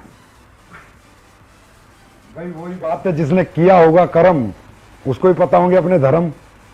तो मैंने कर्म किए थे, डायरेक्ट सेलिंग की थी। मैं कोई वो तो नहीं हूं इंडस्ट्रियलिस्ट की आगे सीधा डायरेक्ट सेलिंग कंपनी खोल ली। तो जो दर्द जो तकलीफें मुझे हुई थी, जैसे फॉर एग्जांपल हम लोग पैसे कमाते थे तो जितने आते थे उतने खर्चा हो जाता था। Yes, sir. 2-2 साल तक हमारे घर वाले पूछते थे भाई क्या कमाया, तो हम बोलते थे और रुक जाओ बस आने वाला है। उस ना तो वो कभी आया ना हम कभी रुके, तो आखिर में घर वाले नेगेटिव हो जाते थे, परेशान हो जाते थे। क्योंकि देखो एक डायरेक्ट सेलर का खर्चा तो होता है, इसमें कोई डाउट नहीं है, खर्चा तो होता है। आपने दिवाली बोनस सुना है? हाँ, मतलब आदमी पूरी साल की तनख्वाह को इतनी वैल्यू नहीं देता जितनी दिवाली बोनस को देता है। बिल्कुल। और दिवाली बोनस से वो बच्चों की 100% गिफ्टें लेके आता है। घर में कुछ ना कुछ खुशियां आती बस यही मैंने सोचा कि एक जो हम सेल्स इंसेंटिव देते हैं यार, ये तो खर्चा हो जाए लोगों का, पर सेल्स परफॉर्मेंस बोनस बच जाए लोगों का, बोनस बच जाए। तो आज हमारी कंपनी में क्या है, 300 की टीम भी बनाता है ना तो 1.5-2 लाख घर दे देता है। तो आज हमारी कंपनी की ग्रोथ का कारण क्या है कि घर वाले बच्चों के साथ आ गए। वो कहते हैं अरे वाह बेटा 6 महीने में तूने 2 लाख दे दिए, 6 महीने में 1.5 लाख दे दिए। और जहां हम काम करते थे सर, हम 2-2 साल 2 रुपए नहीं दे पाए। उल्टा हमारी तो बीवी ये कहती थी कि बर्बाद करने के लिए तूने काम शुरू किया है, क्योंकि हमने तो अपना फंड में निकाल के लगा दिया था। तो ये कारण है। दूसरा आपने फैमिली ट्रिप वगैरह सर वो देखे, ऐसा है वही बात है जिसने कि एक कर्म वो जानता है तकलीफें। जब हम रात को काम करके 12 बजे आते थे तो खाना गरम बीवी देती थी, जब हम उठते थे बच्चे स्कूल चले जाते थे। तो कहीं ना कहीं फैमिली का बहुत बड़ा रोल होता है। अब हमें तो कंपनियां घुमा रही है, थाईलैंड जाओ, दुबई जाओ, स्विट्जरलैंड जाओ, फलानी जगह जाओ। अरे भाई परिवार तो सबसे बड़ी ताकत है, जो हम हैं आज उन्हीं की वजह से, तो उन्हें भी तो घुमाना बनता है। तो देने को तो मैं 1 टिकट भी दे सकता था, लेकिन मैंने 4 टिकट दिए, बिकॉज एस्क्लेपियस फैमिली कंपनी। तो आज जब हमारे लोगों के माँ बाप घूम के आते हैं, 20 बच्चे घूम के आते हैं, तो उन लोगों को आते ही कहते हैं अरे भाई वाह क्या काम किया आपने। तो हमने सबको इसलिए घुमाया कि लोगों उनकी बीवी और बच्चों को लगे कि तुम्हारा पिता या तुम्हारा पति रियली कोई दुनिया की नंबर 1 डायरेक्ट सेलिंग कंपनी में काम करता है, और ये काम सबको करना चाहिए। किसी ने सवाल पूछा है कि हम यहाँ पे करियर लगाना चाहते हैं, लेकिन ये जानना चाहते हैं कि क्या ये मैथमेटिकली कैलकुलेटेड है जिससे कि अपना करियर यहाँ पे लगाया जा सके। देखिए बिल्कुल, जिसने भी सवाल पूछा है बहुत जेन्युइन सवाल है। अगर कंपनी को अगले 100 साल तक चलना है, 200 साल तक चलना है, 500 साल तक चलना है, तो सिर्फ फिगर से काम नहीं चलेगा। मैथमेटिकली कंपनी को 100% कैलकुलेट होना पड़ेगा। हमारा plan 100% mathematically percentage wise calculated है, और कंज्यूमर अफेयर्स में एक प्लान हमारा जमा है, हो चुका है। और अभी मैं सबके लिए बता दूं, सब लोग सुने कि आने वाले समय में डायरेक्ट सेलिंग गाइडलाइंस के आई थी, अभी रूल आ रहे हैं। रूल मतलब कानून आ रहा है, और कानून में साफ साफ लिखा हुआ है वो लोग भी सावधान हो जाएं जो इधर उधर चिल्लर पिल्लर कंपनियों में घूम रहे हैं। साफ साफ लिखा है कि मैथमेटिकली कैलकुलेशन आपको रूल्स आने के बाद अपने पेपर्स जमा जब आप कराओगे तो आपको देना पड़ेगा, परसेंटेज वाइज आपको पैसा बांटना पड़ेगा। आप कुछ भी नहीं लिख के दे सकते 1000 रुपए का पेयर दे रहा हूं, 2000 का दे रहा हूं, 5000 यहां मिलेंगे, नहीं, मैथमेटिकली लाना पड़ेगा, क्योंकि ये तो रूल्स में है सर। और हमें आज एसएलपीएस एक ऐसा ब्रांड है जहां जिसकी तरफ सरकार भी इज्जत से देखती है कि हां अच्छे लोग अच्छा काम करते हैं, तो हम सरकार के खिलाफ भी काम नहीं कर सकते। तो सीधी सी बात है, सरकार ही मैथमेटिकली मांग रही है तो हमें मैथमेटिकली में आना है, हम आ चुके हैं और हमेशा रहेंगे भी। जिंदगी जीने में उतार चढ़ाव बहुत आते हैं, कभी चढ़ाव भी होता है, कभी उतार भी होता है, लेकिन वजह क्या है कि एसएलपीएस वेलनेस लास्ट 6 साल से एक एक्सपोनेंशियल ग्रोथ पे चल रही है। इसकी वजह कोई आप किस चीज को मानते हैं? इसकी वजह हम आपको मानते हैं। नहीं, ये तो सिर्फ आपका बड़प्पन है। इसकी वजह हम जनता को मानते हैं, जनता जनार्दन को मानते हैं, हाथ जोड़ के प्रणाम करते हैं। वो कस्टमर हमारे जो खुश हैं और वो लीडर जो हमारे खुश हैं, और वो प्रोडक्ट हमारे जिन्होंने वो रिजल्ट दिए मार्केट में, जिससे आज ये इज्जत मान सम्मान आपका प्यार मिलता है और हर दिन हम आगे बढ़ते हैं। मेरे के मतलब रोंगटे खड़े हो रहे हैं बताते हुए कि जब लॉकडाउन शुरू हुआ था, जिस सेल पे हम थे पिछले हफ्ते हमने वो सेल क्रॉस कर दी। अब इसे क्या बताऊं मैं, अब कई बार तो मुझे भी समझ नहीं आता कि ये कैसे हो रहा है। लगता है महाकाल बाबा है, भगवान या अल्लाह खुदा गॉड वाहेगुरु कर रहे हैं और लोग कर रहे हैं। और अचीवर्स टेस्टिमोनियल हैं, उनसे भी ग्रोथ है कि जो लोग बेचारे कहीं कामयाब नहीं हुए थे वो 2-2 साल में कामयाब हो गए, उन्हें देख के भी ग्रोथ है। और प्रोडक्ट के रिजल्ट सबसे बड़ा हमारा ग्रोथ का कारण है, क्योंकि कस्टमर जब दुआ देगा ना सर किसी भी कंपनी को, तो उसके लीडर भी और वो कंपनी भी दोनों फलेंगे और फूलेंगे। कस्टमर की दुआ बहुत जरूरी है। सर एक सवाल है, आज एसएलपीएस वेलनेस में जितने भी अचीवर हैं मैक्सिमम लोग फ्रेशर हैं, और दूसरा बहुत सारे लोग ऐसे हैं जो पहले से किसी न किसी डायरेक्ट सेलिंग इंडस्ट्री में काम किया करते थे। लेकिन वजह क्या है कि एक लंबे टाइम तक एक डायरेक्ट सेलिंग ने दूसरी कंपनी में, किसी भी अदर कंपनी में काम करने के बाद वो कामयाबी नहीं ले पाया जिसके कंपेयर 6 महीने के अंदर वो यहाँ पे अपना वजूद बना पाया और एक बहुत बड़ा रिकॉर्ड बना पाया। ऐसा क्या है? देखिए, सबसे पहले तो किसी भी कंपनी में जो काम करते थे ना, मैं वो कहूंगा जो झोलर कंपनी है, जिनका मतलब हिसाब किताब ही हवा बेचने का है ना, उनके लिए लोग सावधान हो जाएं। भाई मैं एक बात कहता हूं, पैसे ही कमाने हैं ना तो किसी अच्छी कंपनी में काम कर लो भाई, हमारी में मत करो, किसी और में कर लो। अच्छे प्रोडक्ट बेचो यार, कम से कम ये तो सोचो तुम्हारा बाप सीने के 2 बटन खोल के बाजार में निकले कि मेरा बेटा BMW लेकर आया तो दुनिया का भला करके लाया, मर्सिडीज लेकर आया दुनिया का भला करके लाया। ये तो ना कहे तुम हमारे बाप को माँ को लोग, अरे तेरे बेटे ने पूरा गांव लूट लिया, पूरा शहर लूट लिया, ऐसे घटिया प्रोडक्ट बेचे, ऐसे घटिया चीजें बेची जो आज हमारे लोगों के किसी काम की नहीं है। तो मेरा कहने का मतलब है, पहले तो उन लोगों के लिए मैसेज है, भाई अपनी इज्जत से बड़ा पैसा नहीं होता, अपने माँ बाप के सम्मान से बड़ा सम्मान नहीं होता, तो अच्छी सम्मानित कंपनियों में काम करो, बहुत अच्छी अच्छी कंपनी, मेरी में मत आओ, किसी और में चले जाओ, लेकिन अच्छी कंपनियों में जाओ। अब जो लोग वो 5-6 साल से कामयाब नहीं हुए सर और यहां कामयाब हो गए, तो मेरा आपसे क्वेश्चन है कि वहां कामयाब क्यों नहीं हुए, यहां कामयाब हो गए, उनमें कोई कमी थी क्या? नहीं, अगर कमी होती तो वहां भी कामयाब नहीं होते, यहां भी नहीं होते। यहां भी नहीं होते, मतलब कमी उनमें नहीं थी, कमी प्लेटफॉर्म में थी, कमी प्रोडक्ट में थी, कमी पे आउट में थी, कंपनी मैनेजमेंट में थी, कंपनी ट्रेनिंग सिस्टम में थी, कंपनी लीडरशिप में थी। वो सारी चीजें उन्हें यहां पर मिली। उनको यहां पर देखो, डायरेक्ट सेलिंग में लीडर पैसा कब कमाएगा?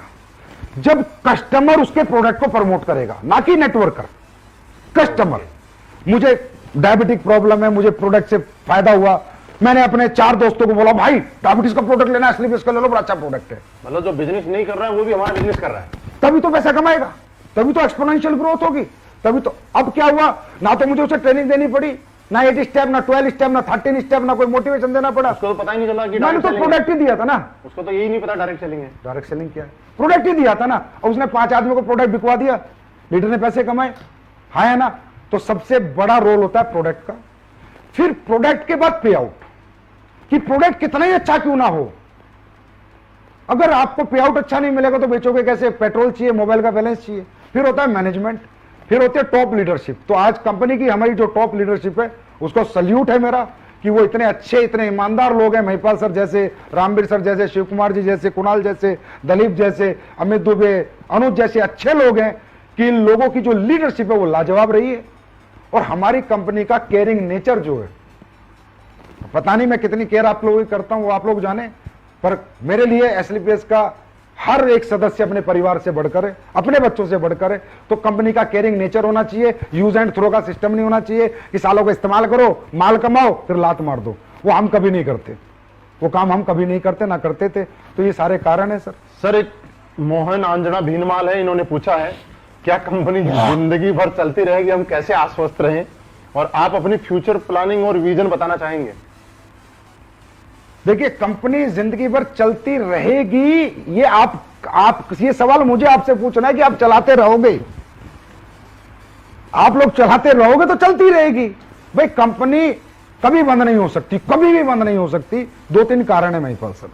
नंबर एक कारण, जब कंपनी का प्रोडक्ट बिकना बंद हो जाए तो क्या हमारा प्रोडक्ट बिकना बंद हो सकता है? सर, इसकी डिमांड बढ़ेगी। क्लियर है? लॉकडाउन में टर्नओवर ज्यादा हो रहा है तो आगे तो बढ़ना ही। क्लियर है? टॉप के प्रोडक्ट है, आज लॉकडाउन में तो हमने रिकॉर्ड तोड़ दिए। बिल्कुल। ठीक है। उसके बाद गवर्नमेंट के टैक्सेस खाएंगे, गवर्नमेंट बैन करेगी। तो गवर्नमेंट के टैक्सेस एसलीपीएस के जिसका दिल करे, अगर कोई हमारी कंपनी में सीए सीएस हो, जाइए भैया ऑनलाइन देखिए हम टीडीएस टाइम से देते हैं नहीं देते, जीएसटी देते हैं नहीं देते, क्या गवर्नमेंट के 5 पैसा हमने रखा है। बड़े बड़े अच्छे प्रोफेशनल लोग हमारी कंपनी में ज्वाइन है, खुद जाके चेक कीजिए। अगर गलत मिलते हैं सर आप फोन करके बताइए, संजीव कुमार सर आप झूठ बोलते हो कैमरे के सामने बैठ के। 1 भी रुपया गवर्नमेंट का आज तक मैंने नहीं रखा। पहले देता हूं 2 दिन पहले, तो गवर्नमेंट का पैसा नहीं रखूंगा तो गवर्नमेंट मुझे कभी डिस्टर्ब नहीं करेगी। जो डायरेक्ट सेलिंग के रूल्स हैं वो सारे हमारी कंपनी में फॉलो होते हैं, इसलिए हमारी कंपनी थोड़ी स्ट्रिक्ट है। आपने देखा होगा केवाईसी प्रोसेस, ये प्रोसेस, वो प्रोसेस, ज्वाइनिंग प्रोसेस सब स्ट्रिक्ट है। क्यों? पूरे 100% रूल फॉलो करते हैं गवर्नमेंट का, कंज्यूमर अफेयर्स का। अपग्रेडेशन कंपनी का टाइम टू टाइम करते हैं। और भैया अगर कंपनी को जाना ही होता तो कंपनी इतनी बड़ी बड़ी मैन्युफैक्चरिंग यूनिट क्यों लगाती? मैंने पहली जो यूनिट बनाई थी उसमें लगाए थे मेरे ख्याल 12 करोड़, फिर अभी जो यूनिट बनाई है उसमें लगाए 7-8 करोड़, और अब एक यूनिट आपकी और बन रही है जो 50 करोड़ की बन रही है, जो इस साल बन के तैयार होगी। 50 करोड़ 50 करोड़ महिपाल जी जयपुर में बन रही है। मतलब आप ये देखिए 2209 दुनिया 18,000 1 लाख स्क्वायर फीट की, 1-1.5 लाख स्क्वायर फीट की फैक्ट्री बन रही है बड़ी। इस फैक्ट्री को हम बना रहे हैं बाहर की कंट्रीज के लिए। बाहर की कंट्रीज में जो हमारा प्रोडक्ट जाएगा, क्योंकि वहां पैकेजिंग के कई लफड़े हैं, तो पैकेजिंग अच्छी हो। तो कहीं ना कहीं आप ये मैसेज दे रहे हैं कि आने वाले टाइम में हम विदेशों में भी काम करेंगे। तो मैं 50 करोड़ रुपए की फैक्ट्री क्यों बना रहा हूं? इसलिए बना रहा हूं, आके कोई भी आओ जयपुर में देखो, पहली छत डल चुकी है, दूसरी डलने वाली है अभी। कितनी बड़ी फैक्ट्री बना रहा हूं। तो अगर मैं 3-3 फैक्ट्री बना रहा हूं, अच्छा ये बताओ, ये 10-12 करोड़, ये 6 करोड़, ये 50 करोड़, ये 60-70 करोड़ रुपए थे, तो मैं प्लॉट खरीद लेता, फ्लैट बना लेता, गाड़ियां खरीद लेता, विदेशों में अपनी प्रॉपर्टी खरीद लेता। अगर मेरा विजन ही ना होता, मैं फ्यूचर ही ना देखता, मैं और कंपनियों की तरह, अब वो और कंपनियां बोलती हैं अपनी मैन्युफैक्चरिंग यूनिट लगाने का क्या मतलब है? अबे मतलब है ना, खर्चा करना पड़ता है, साला लगा के दिखाओ, लगा के दिखाओ। इधर उधर से माल ले रहे हो, अपना कुछ है क्या? अपना कुछ ला के दिखाओ, अपना माल बना के दिखाओ, पैसा लगेगा। 70 करोड़ लगाया इधर, 70 करोड़ विदेशों में इन्वेस्ट कर देता संजीव कुमार, लेकिन नहीं, ये जनता की कंपनी है, मैंने जनता के लिए बनाई है, पब्लिक के लिए बनाई है, और हमेशा पब्लिक के लिए ये कंपनी जिंदाबाद रहेगी, और मैं ऐसे ही पैसे खर्चा करता रहूंगा। तो अब 3 यूनिट बनाई है, 70 करोड़ लगाए हैं, तो इसका मतलब फ्यूचर है, विजन है, चलना है, लोगों को कैरियर देना, भविष्य देना, इसलिए तो लगाए। कंपनी का ये मैनेजमेंट देखा आपने। और एक कंपनी बंद होने का एक सबसे बड़ा जो कारण होता है महिपाल जी, राज की बात है, अगर इधर उधर इल्लर पिल्लर कंपनी में काम करो तो उन डायरेक्टरों से जाके पूछ भी लेना कभी। एक आईडी आती है एक कंपनी में, मान लो 14,000 15,000 की, तो आईडी ना डिस्ट्रीब्यूशन होती है, टैक्स का पैसा टैक्स में, प्रोडक्ट का पैसा प्रोडक्ट में, कंपनी का पैसा कंपनी के प्रॉफिट में कंपनी के प्रॉफिट में, लीडर का पैसा लीडर को, टूर का पैसा टूर को। जो कंपनी पब्लिक का पैसा खाने लग जाती है उसका बंद होना निश्चित है। और 99% ये झोलर कंपनी जितनी है 99% खाती हैं। जो आजकल के बच्चे खोल के बैठ रहे हैं ना, इनका यही काम है, क्योंकि पैसा आता बहुत है, बैंकों में बड़ा पैसा दिखता है, और ये कहते तो हमारा ही है, देना तो है ही नहीं। ऐसे नहीं होता, ऐसे ही ये कंपनियां चल नहीं पाती। अब जैसे मैं अपने बताता हूं, एसबीआई बैंक में मेरा अकाउंट नंबर में अगर कोई चेक कर सकते तो चेक कर लेना, कंपनी के टूर के पैसे हैं। आईसीआईसी बैंक में sales incentive, sale performance, government के टीडीएस के पैसे हैं। एक्सिस बैंक में मेरा पूरा जीएसटी का पैसा है, एक एग्जांपल बता रहा हूं, समझे। एचडीएफसी में मेरा प्रोडक्ट के वाले को पैसा जाता है, और कोटेक का जो अकाउंट है वो मेरा है, मेरा प्रॉफिट आता है। इस तरह हम डिस्ट्रीब्यूट कर देते हैं, आपके 100 एसपी आते ही ऐसे बांट देते हैं। हमारे पैसे पे हमारा हक होता है, उससे हम डेवलपमेंट करें, उससे हम फैक्ट्रियां बनाएं, लेकिन आपके पैसे को हम टच नहीं करते। जिसका दिल हो जब आके अकाउंट देख लेना, इतना ओपनली कोई बात नहीं करेगा। सर एक चीज है, किसी ने बार बार लिखी है कि आप स्टेज के माध्यम से, मीटिंग्स के माध्यम से कहते हैं हमारे इथिक्स हैं, वैल्यूज है, प्रिंसिपल है। मैं आज पब्लिक के लिए सामने ये जानना चाहता हूं कि आपके ऐसे कौन से इथिक्स हैं, वैल्यूज या प्रिंसिपल हैं, बाकी लोगों से आपको अलग करते हैं, बाकी लोगों से अलग क्या माने? किस मूड में आए हो आज आप ये बताओ पहले। मैं सिर्फ लोगों के ही सवाल लेके आया हूं। सारे मतलब आप पूरी पोल पट्टी पे आ चुके हो आज तो। हाँ? मौका कभी कभी मिलता है। महिपाल जी, हमारे एथिक्स और वैल्यूज अलग हटके हैं। जो आज तक 20 साल 25 साल से जो त्रस्त रहे हैं, नेटवर्क कर परेशान रहे हैं, कंपनियों से तकलीफें रही हैं ना, वो तकलीफें देखो हमने प्रोडक्ट से, पे आउट से दूर की हैं और अपने कुछ प्रिंसिपल से दूर किए हैं। जैसे मैं एक पहला प्रिंसिपल बताता हूं। आप कई कंपनियों में देखोगे पूरा स्ट्रक्चर का स्ट्रक्चर शिफ्ट हो जाता है एक सीनियर अपलाइन के कहने से। कंपनी का एक टॉप अपलाइन जिसका धंधा सबसे ज्यादा आता है, वो डायरेक्टर को आता है, जाके डराता है, ये बंदे का धंधा इधर कर दो। डायरेक्टर कहता है भाई साहब हाँ, क्योंकि तुम्हारे धंधा सबसे ज्यादा आता है, तुम्हारे सलूट हम कर देंगे। इधर ऐसा नहीं चलता। हमारी कंपनी में अगर आपने अपनी आईडी ग्रीन करा दी, इस पूरी पृथ्वी पर कोई ताकत नहीं है उस आईडी को डीएक्टिवेट करा दे बिना आपकी मर्जी के। आपका मर्जी नहीं, मेल नहीं चलती, आपका स्टैंप पेपर होता है, 100 रुपए का नोटरी होके आपका साइन मैच होता है कि ये आदमी जो एक्टिवेट करा रहा है यही है, कोई और है। एक आईडी की मैं ताकत बता रहा हूं। एक आईडी नहीं है, एक आदमी का फ्यूचर है सर, यहाँ कैरियर है। ऐसे तो कल को कोई भी लीडर घमंड में आके किसी को लड़ाई हो जाए तो किसी को भी बर्बाद कर देगा, तो वो बर्बाद हमारे यहाँ कोई लीडर किसी को नहीं कर सकता। कोई शिफ्टिंग नहीं कर सकता, क्रॉस लाइनिंग यहां पर नहीं होती। आपने भी देखा होगा, 4-5 साल से आप हमारे साथ हो। क्रॉस, कितना ही बड़ा लीडर हो, कितना ही बड़ा बिजनेस दे रहा हो, मुझे कोई बिजनेस से लेना देना नहीं। बात है लोगों की जिंदगियों की। क्रॉस लाइनिंग नहीं होगी जब तक रियल, हाँ कोई ऐसा केस है कोई छोड़ छाड़ के चला गया, उसके लोग फिर आना चाहते हैं, वो एक अलग बात है। लेकिन अगर रियल इथिकल बंदा है उसके साथ कभी भी गलत नहीं होगा। हमारे यहाँ कोई रिन्यूअल फीस नहीं हुई, पहले दिन से कोई रिन्यूअल हमने नहीं ली है हमारे यहाँ पर। और तो छोड़ो सर, फ्रेंचाइजी लेने वाले लोग हैं ना, कोई सिक्योरिटी फीस नहीं लेते हम। अच्छा, हाँ जी। और फ्रेंचाइजी के एग्रीमेंट में ये लिखते हैं कि भाई तेरा प्रोडक्ट बिकता है तो ठीक, नहीं बिकता तो 1 साल बाद देके जा, पैसे लेके जा। 5 पैसा लायबिलिटी एसलीपीएस वेलनेस पे हिंदुस्तान में कोई नहीं कह सकता। ये हमारे एथिक्स हैं। हमारे एथिक्स हैं कि अगर आप हमारी कंपनी छोड़ के भी चले जाते हो तो भी हम आपको फोन करके आपका सारा बचा हुआ पैसा देते हैं। अगर आप टूर पे, तो अगर मान लो आप छोड़ के चले गए, हम तो आपको टूर पे नहीं लेके जाएंगे, लेकिन टूर का पैसा देंगे आपको बुला के। भाई साहब आप चले गए, आपको हमारी कंपनी अच्छी नहीं लग रही, आप दूसरी कंपनी में चले गए, भाई साहब आपने हमारे यहाँ जो मेहनत करी है ना, आप अपना मेहनताना लेके जाओ, कोई बात नहीं, आप चले गए, आपका हमारे साथ दिल नहीं लग रहा, पर हम आपका हक का पैसा कभी नहीं खाएंगे। ये एसलीपीएस है सर, ये एथिक्स है, ये प्रिंसिपल है, ये वैल्यूज है हमारी, जिनके साथ कोई कॉम्प्रोमाइज नहीं होता। आपको पता है आप कंपनी के टॉप अचीवर हो, क्या रियली आपने कभी प्रयास किया किसी की क्रॉस लाइनिंग कराने का? नहीं कभी किया मन में? क्योंकि आपको पता हो ही नहीं सकता। तो आपने तो खैर, आप तो बहुत अच्छे आदमी, आप तो कर ही नहीं सकते, लेकिन और बहुत लीडरों ने प्रयास किया, लेकिन उन्हें रास्ते में नेगेटिव रिजल्ट नहीं हो सकता भाई। अगर किसी के 2 लाख चल गए और वो भैंस भी चराएगा ना, तो भी हमारे यहाँ से चेक जाता है। और कंपनियों में क्या होता है, लीडर आते हैं आगे बोलते हैं सर वो तो भैंस चरा रहा, उसके 2 लाख चल रहे, पैसे आ रहे, इसकी आईडी बंद करो, इसको ऐसे करो। हम बोलते हैं भाई जब वो आया था ना तो तुमने यही कहा था कि अगर तेरे 2 लाख चल गए तो तेरी जिंदगी बदल जाएगी। अब बेचारे की बदल गई तो यार तुम्हें क्या तकलीफ है? तो दोस्तों निश्चिंत रहो, आपकी आईडी आपकी है, इसे कोई भी हिला नहीं सकता। एक संजय कुमार है, एक मनीष जयपुरी है, जो पूछते हैं आज एसलीपीएस की कॉपी मार्केट में बहुत आ रही है उनके बारे में क्या कहना चाहेंगे आप? देखो आप यहां तक कि लोगो भी बना रहे हैं उसमें भी कॉपी, फोल्डर बना रहे हैं उसमें भी कॉपी, डब्बे का डिजाइन बना रहे हैं उसमें भी कॉपी। भैया तो मान ले भाई हम हिट हो गए है ना। कॉपी किसकी होती है? जिसमें कुछ होता है, जिसमें कुछ होता है, ओरिजिनल है हम। देखिए कॉपी करने वालों को मैं सलाह दूंगा कि आप अपने खुद के आइडियाज लाएं, ऐसे आप बड़े नहीं बन पाएंगे, आप लोगों का फ्यूचर खराब कर लेंगे, लोगों की जिंदगियां खराब कर देंगे। आप वही खेल खेलेंगे जो आज तक 20 साल से लोग खेलते रहे और डायरेक्ट सेलिंग इंडस्ट्री बदनाम होती रही, क्योंकि आप लोगों ने भागना ही भागना है।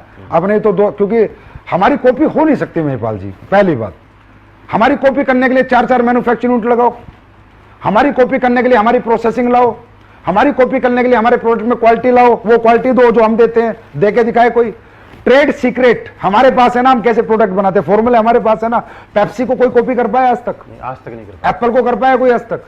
बड़े बड़े बिरले बैठे हैं, क्यों? फिर भी लोग एप्पल के दीवाने हैं। अगर पीछे सेब कटा हुआ मोबाइल पे चिपकाने से हर आदमी एप्पल बन जाता तो फिर तो सभी साले एप्पल बन जाते। एप्पल की शक्ल के कुछ मोबाइल आए थे तो शायद बंद भी हो गए, है ना। तो एप्पल नहीं बन सकते ना, तो आप एसलीपीएस तो बन ही नहीं सकते ना। तो आप कितनी मर्जी कॉपी कर लो। अच्छा, कॉपी करने से होता क्या है कि जो बेचारी, वही मैंने कहा ना, वो बच्चा जो पहली बार सेमिनार देखा है, नया नया आया है, वो नहीं ना समझ होता है। उसको दिखाओ, देख ऐसे ही प्लान है जैसा एसलीपीएस कैसे ही प्रोडक्ट है, वो बेचारा बेवकूफ बन के घुस जाता है। ट्रेड सीक्रेट हमारे पास है, ठीक है। अब हमारा प्लान कॉपी कर लिया भाई, मैथमेटिकली कैलकुलेशन लाओ। अब कॉपी करना आसान है, देना मुश्किल है ना। अरे तुम लिख दोगे, लिखना आसान है, पर देने में हाथ कांपते हैं। वो मैं कहता हूं ना, जिगर नहीं चाहिए, जिगरा चाहिए। तो भाई क्या तुम इस कैपेबल हो, इतना पैसा दे सकते हो जितना लिखते हो? बस कॉपी एसलीपीएस का वो छाप दिया फोल्डर, और अच्छा कई कंपनी तो ऐसे 19वां लेवल, 20वां लेवल। अरे भाई पहले 10-20 लेवल देते तो। और दूसरी बात है, इनका आश्रय भी बुरा होने वाला है। अच्छा मैं बता रहा हूं, ऐसी कंपनी का कोई मालिक सुन रहा हो तो ध्यान से सुन। अभी डायरेक्ट सेलिंग गाइडलाइंस में रूल्स आ, उन रूल्स के अंदर मैथमेटिकली कैलकुलेशन चाहिए प्लान में। उन रूल्स के अंदर बहुत सारी चीजें आ रही जो तुम लोग फॉलो नहीं कर रहे, ना तुम कभी कर सकते। सही है, इसके लिए बहुत ज्यादा मैनेजमेंट, बहुत ज्यादा पैसा चाहिए। और अच्छी बात बताता हूं तुम लोगों को मेरे बच्चों, रूल्स के अंदर मैं पूरी ताकत लगा रहा हूं, 10 करोड़ की सिक्योरिटी डलवा रहा हूं कि जो भी नई एमएलएम कंपनी चल रही है सबको 10-10 करोड़ देने पड़ेंगे। मैं पूरी ताकत लगा रहा हूं, 10-5 तो डलवा दूंगा। तो उतना जुगाड़ रखना, तब जाके चला पाओगे। लोगों की जिंदगी बर्बाद मत करो। मतलब लोगों के लिए आप डर पैदा कर रहे हैं। अरे सर मैं सच बता रहा हूं, रूल्स बन रहे हैं, उनमें सिक्योरिटी लग रही है। वो सिक्योरिटी इसलिए ले रही है गवर्नमेंट में का भविष्य है इनमें। सर आप ये समझो, कोई उल्लर पुल्लर आया, कंपनी खोल के बैठ गया, 2 कमरे के एक जगह ली, एक सॉफ्टवेयर बनाया, एक प्रोडक्ट वाले से बात करी, कंपनी खोल के बैठ गया। अरे कंपनी भविष्य है भाई। लोग अपनी बीबीए, एमबीए, एलएलबी छोड़ के तुम्हारे साथ जिंदगी लगाते हैं यार। उनकी जिंदगी की कोई जिम्मेदारी नहीं है क्या? तो भारत सरकार भी ये रूल बना रही है कि जो भी कंपनी आएगी उसको बड़ा अमाउंट सिक्योरिटी देगी तो ही चला पाएगी, नहीं तो नहीं चला पाएगी। और एक संजीव कुमार इसका समर्थन में खड़ा है। कुछ लोग समर्थन नहीं कर रहे हैं, लेकिन मैं इसके समर्थन में हूं कि अंदर की बात सब सुन लो आराम से, कोई दिक्कत नहीं। एक श्री राम बिश्नोई भवानी सिंह जी हैं जो ये पूछते हैं कि सर 2 महीने हो गए प्लान दिए जा रहे हैं, 60 से ज्यादा प्लान दिए, अभी तक ज्वाइनिंग नहीं आई, क्या करें? देखिए सबसे पहले क्वेश्चन बहुत अच्छा है, और बेटा आपको ये समझना है कि 60 प्लान से ज्वाइनिंग नहीं आती। प्लान आपने दिए किसको है पहले तो ये देखो। 3 तरह की लिस्ट होती है मार्केट में, A क्लास, B क्लास और C क्लास। C क्लास वो लोग होते हैं जो एडजस्टमेंट सेटिस्फेक्शन के लोग होते हैं और जिन पे पैसा नहीं होता। एक होती है B क्लास जिन पे थोड़ा पैसा होता है, और A क्लास वो होती है जो आपके प्रोडक्ट को और आपके प्लान को अफोर्ड कर सकती है। तो कैटेगरी ऑफ लिस्ट अपनी पहले सुधारो। आप उन लोगों को प्लान दो जिनकी जेब में पैसा है और जिन्हें प्रोडक्ट की जरूरत है। देखो आप जाके रिक्शा वाले को प्लान दोगे, आप 60 क्या 600 प्लान दे दो, वो कहां से पैसे देगा? उसे ना जरूरत है ना उसकी जेब में पैसा है। तो पहले आप अपनी लिस्ट को फिल्टर करो। आप अपने ऐसे लोगों के पास जाओ जिनकी जेब में पैसा हो और जिन्हें जरूरत हो। दूसरा, आपका प्रेजेंटेशन परफेक्शन होना चाहिए। ऑब्जेक्शन के सॉल्यूशन आपको आने चाहिए। एजुकेशन आपके पास प्रॉपर होनी चाहिए। देखिए कोई भी आदमी अपना भविष्य उस आदमी के हाथ में नहीं देगा जिस आदमी को वो अपने से कमजोर आंकता हो। तो आप इतने अच्छे कपड़े पहन के जाएं, इतने मजबूत होके जाएं, इतनी अच्छी बातें लेके जाएं कि सामने वाले को लगे कि इसके हाथ में अगर अपना भविष्य दे दिया तो मेरी जिंदगी बना देगा। तो आपको इस मजबूती से अपने आप को एजुकेट करना है और अपनी पर्सनैलिटी को निखारना है और अपनी लिस्ट को फिल्टर करना है। आपको 100% रिजल्ट आएगा अगर आप उन लोगों के पास जाओगे जिनकी जेब में आपका प्रोडक्ट खरीदने के लिए पैसा है। बहुत बढ़िया सर, ये सारी चीजें हो गई बिजनेस से रिलेटेड। मैं आपसे कुछ पर्सनली चीजें पूछना चाहता हूं, अगर आपकी इजाजत हो तो। पूछो सर। आपकी जिंदगी का कोई ऐसा पल जिसको याद करके आप बड़ा अंदर से कोई दुखी महसूस होते हो? कोई दुखी पल? मैं दुखी पल आज तो नहीं है, पहले कभी था। हाँ, जिंदगी का कोई। सर मैंने जब नेटवर्किंग शुरू करी ना तो मैं आर्मी में था। अब फौज की सरकारी नौकरी ना मैंने लाइन लगा के छुड़वाई, लोगों की बहुत नौकरियां छुड़वाई। और उसके बाद जब मैंने वो कंपनी छोड़ दी और मैं 2 साल जब खुद भी नाकारा निकम्मा हो गया, बेकार हो गया, तो वो लोग बेचारे बड़े दुखी हुए। किसी ने सिक्योरिटी की नौकरी करी सर, किसी ने टीचर लगा, मतलब सबको मैं सपने, मतलब आप नाना करते आप 150 लोग मान लो सर जिनकी नौकरी मैंने सरकारी नौकरी छुड़वाई मोटिवेट करके, अरे मैं तुम्हारी जिंदगी बदल जाएगी, नेटवर्किंग ये कर देगी। और जब वो लोग कामयाब नहीं हुए ना सर, तो उनको फेस करना, उनसे बात करना मेरे बस की नहीं था। और मैं अपने आप को बड़ा दुखी महसूस करता था कि साला तूने तो पैसा कमा लिया, इनकी जिंदगी बर्बाद क्यों करी।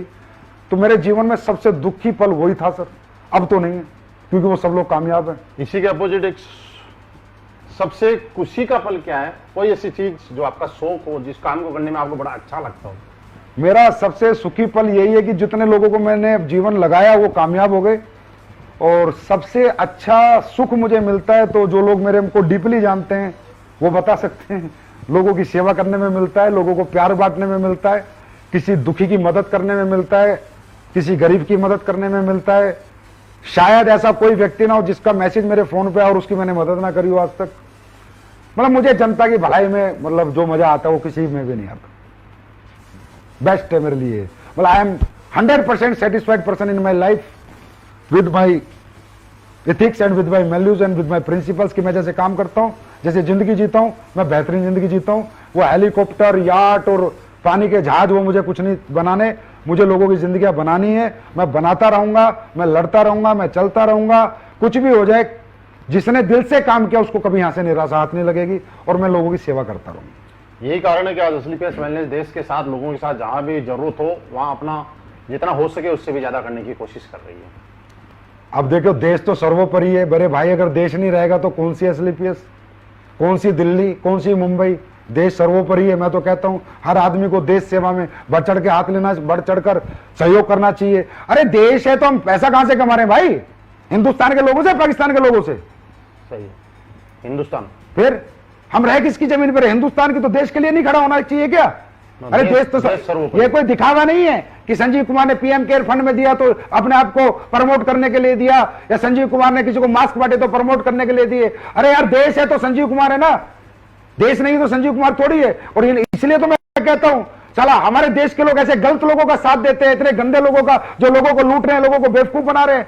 अरे हिंदुस्तान के लोग इन्हें क्यों लूट रहे हो? ऐसे निकम्मे लोगों से सबसे मैं कहूंगा कि जो भी लोग देश के साथ गद्दारी करते हैं, और गद्दारी में क्या है? गलत चीजें बेचना, मिलावटी चीजें बेचना, गलत वादे करना, गलत धोखा देना, मोटिवेट करके आडंबर में फंसा के रखना, तो पाकिस्तान वालों को फंसाओ ना।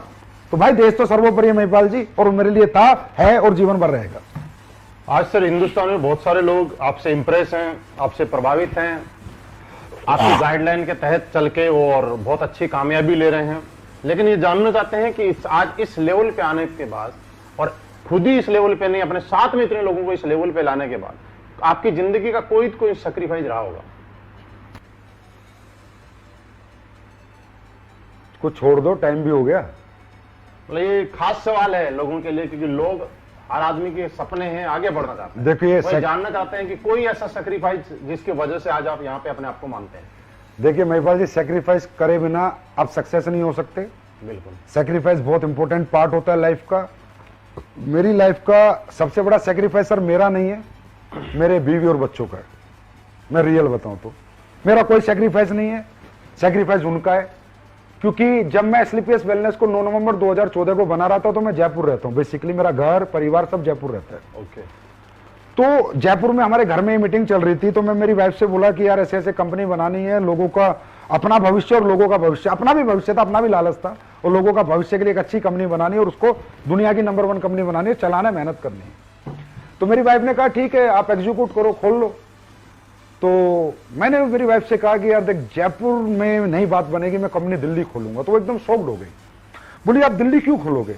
मैंने कहा यार अगर मैंने जयपुर में कंपनी खोली तो कहीं ना कहीं एक जिम्मेदार पति के नाते तेरे सारे काम करने पड़ेंगे, और जिम्मेदार पिता के नाते बच्चों की मीटिंग वीटिंग ये वो फलाना ढिमका जाना पड़ेगा। और ये कंपनी नहीं है, लोगों की लाइफ लाइन होती है। एमएलएम कंपनी नहीं होती, लोगों की जिंदगी होती है। क्योंकि लोग बहुत बड़े सपने लेके सर यहाँ आते हैं, बहुत बड़ा भविष्य यहाँ देखते हैं। कंपनी की छोटी सी गलती पे उनका भविष्य खत्म हो सकता है। तो मैंने कहा मेरी वाइफ से, उसका नाम पूनम है, मैं पूनम, या तो मैं ये काम शुरू नहीं करूंगा, और करूंगा ना तो पूरा पागलपन से करूंगा, पूरा डेडिकेशन से करूंगा। मैं लोगों की जिंदगी से खिलवाड़ नहीं कर सकता।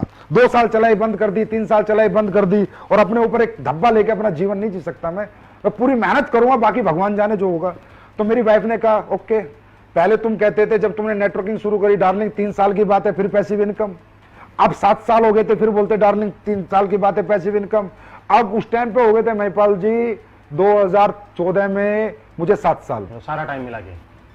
बोला अब पैसिव इनकम, अब तो साथ रहो, 7 साल से तो आप मेरे साथ नहीं हो। मैंने कहा बस 5-6 साल और दे दें फिर पैसिव इनकम, एक डेट और दे दी। एक डेट और दे दी। तो उसके बाद से हमने कंपनी दिल्ली खोली, क्योंकि दिल्ली में ट्रांसपोर्टेशन अच्छा था, लोगों का रीच ऑफिस के लिए अच्छा था, सुविधाएं अच्छी थी। और उसके बाद ना मुझे दिन रात काम करने का मौका मिल गया। और मुझे ही नहीं, मेरे साथी जो डायरेक्टर है अमित जी और मामचंद जी, इनके 20 बच्चे भी छुड़वा दिए। मगर बेटा तुम भी अपने 20 बच्चे दूर रखो, 3 साल तक तो कोई 20 बच्चे लाएगा ही नहीं कम से कम।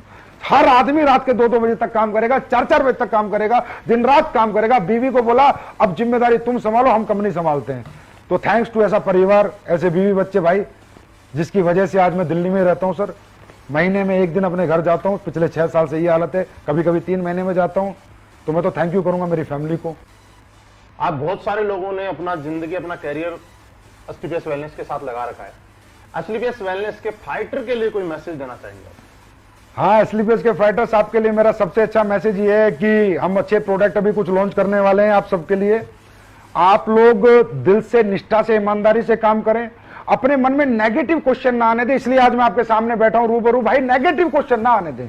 अगर कोई भी नेगेटिव हो ना, कभी भी मुझसे पूछे, महिपाल सर से पूछे, किसी से भी पूछे, खुद को नेगेटिव ना होने दें, क्योंकि नेगेटिव आदमी पॉजिटिव जिंदगी नहीं जी सकता। शारीरिक दुख दे खुद को, शारीरिक खूब मेहनत करें, मानसिक सुख तभी मिलेगा। आप लोगों के पास जाते, लोग आपके पास नहीं आते। एक बंदे का एक सवाल आया था कि सर लोग नहीं आते, मैं भी पढ़ रहा था। हम लोगों को समझाते भाई नहीं आएंगे। जिन लोगों को सालों को लिपस्टिक लगा के पूरे दिन कुर्सी पे बैठने का शौक है ना, एसी की हवा में, वो लोग नहीं आएंगे। जो परिप्रयत्न कर सकता है, तड़प सकता है, धूप में तप सकता है ना, वो नेटवर्किंग करता है। एक बात बता देता हूं, नेटवर्किंग खेल नहीं बच्चों का, तेल निकल जाता है अच्छों का। तो हर आदमी नेटवर्किंग नहीं करता। अब सोचो तुम्हारे यहां पर हमारे ऑफिस में चेक बनाते हैं लड़के लड़की तुम्हारे 2-2 लाख के, 1.5 लाख के, 25 लाख के। उनकी तनख्वाह 15,000 है। 94 लाख तक के भी। 94 लाख तक की उनकी तनख्वाह 15,000 है। क्यों? क्योंकि सुबह आते हैं लिपस्टिक लगा के 10 बजे, फिर आके यहाँ चेयर पे बैठते हैं, कंप्यूटर के सामने टक टक टक टक, एसी चल रहा है, चले जाते हैं।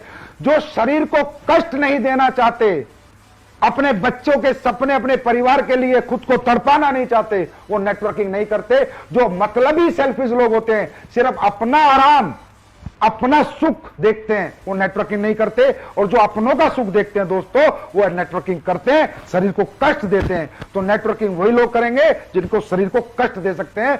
तो मेरा एक मैसेज है, शारीरिक दुख दो खुद को अगले 4-5 साल, जीवन भर सुखी रहो। दूसरा, नेगेटिव खुद को होने मत दो। अपलाइन जो बोले वो करो, ब्लाइंड बिलीव करो अपने अपलाइन पर। और हिंदुस्तान में नहीं, मैं पूरे विश्व की गारंटी लेता हूं, बेस्ट टॉप लीडरशिप एसलीपीएस के पास है। और उसके बाद आपके लिए हम एक प्रोडक्ट ये बना दिया, वायरल डॉक। एक अच्छा प्रोडक्ट बनाया आपके लिए, जो अभी कोरोना काल चल रहा है उसमें काफी इफेक्टिव है, काफी फायदा, हाँ काफी फायदा देगा लोगों को। तो वायरल डॉग है, वायरल डॉग बहुत फायदा देगा लोगों को। भगवान ने चाहा तो जो इसे पिएगा उसको वो वायरस हो ही ना, ऐसा हो सकता है, बाकी ऊपर वाला चाहेगा। बहुत मेहनत करी है, तभी 3 महीने में निकाल पाया हूं। इस पे R&D बहुत हुई है, बहुत मेहनत हुई है। और अच्छे नए प्रोडक्ट हम आपके लिए लेके आ रहे हैं। हैंड सैनिटाइजर हम लेके आ रहे हैं। मार्केट, अब लोग कहते हैं ना सस्ता, जब मुझे लगता है कि देश का कोई ऐसा प्रोडक्ट जिसपे मुझे प्लान व्लान में पैसा भी नहीं बांटना, जिसमें मुझे सिर्फ लोगों की जरूरत पूरी करनी है। सैनिटाइजर बताता हूं, 500 ml का सैनिटाइजर ला रहा हूं 240 रुपए में, 240 रुपए में। अरे बात सस्ते महंगे की नहीं होती, बात इथिक्स की होती है, प्रिंसिपल की होती है। अगर मैं कुछ ला सकता हूं तो लाऊंगा।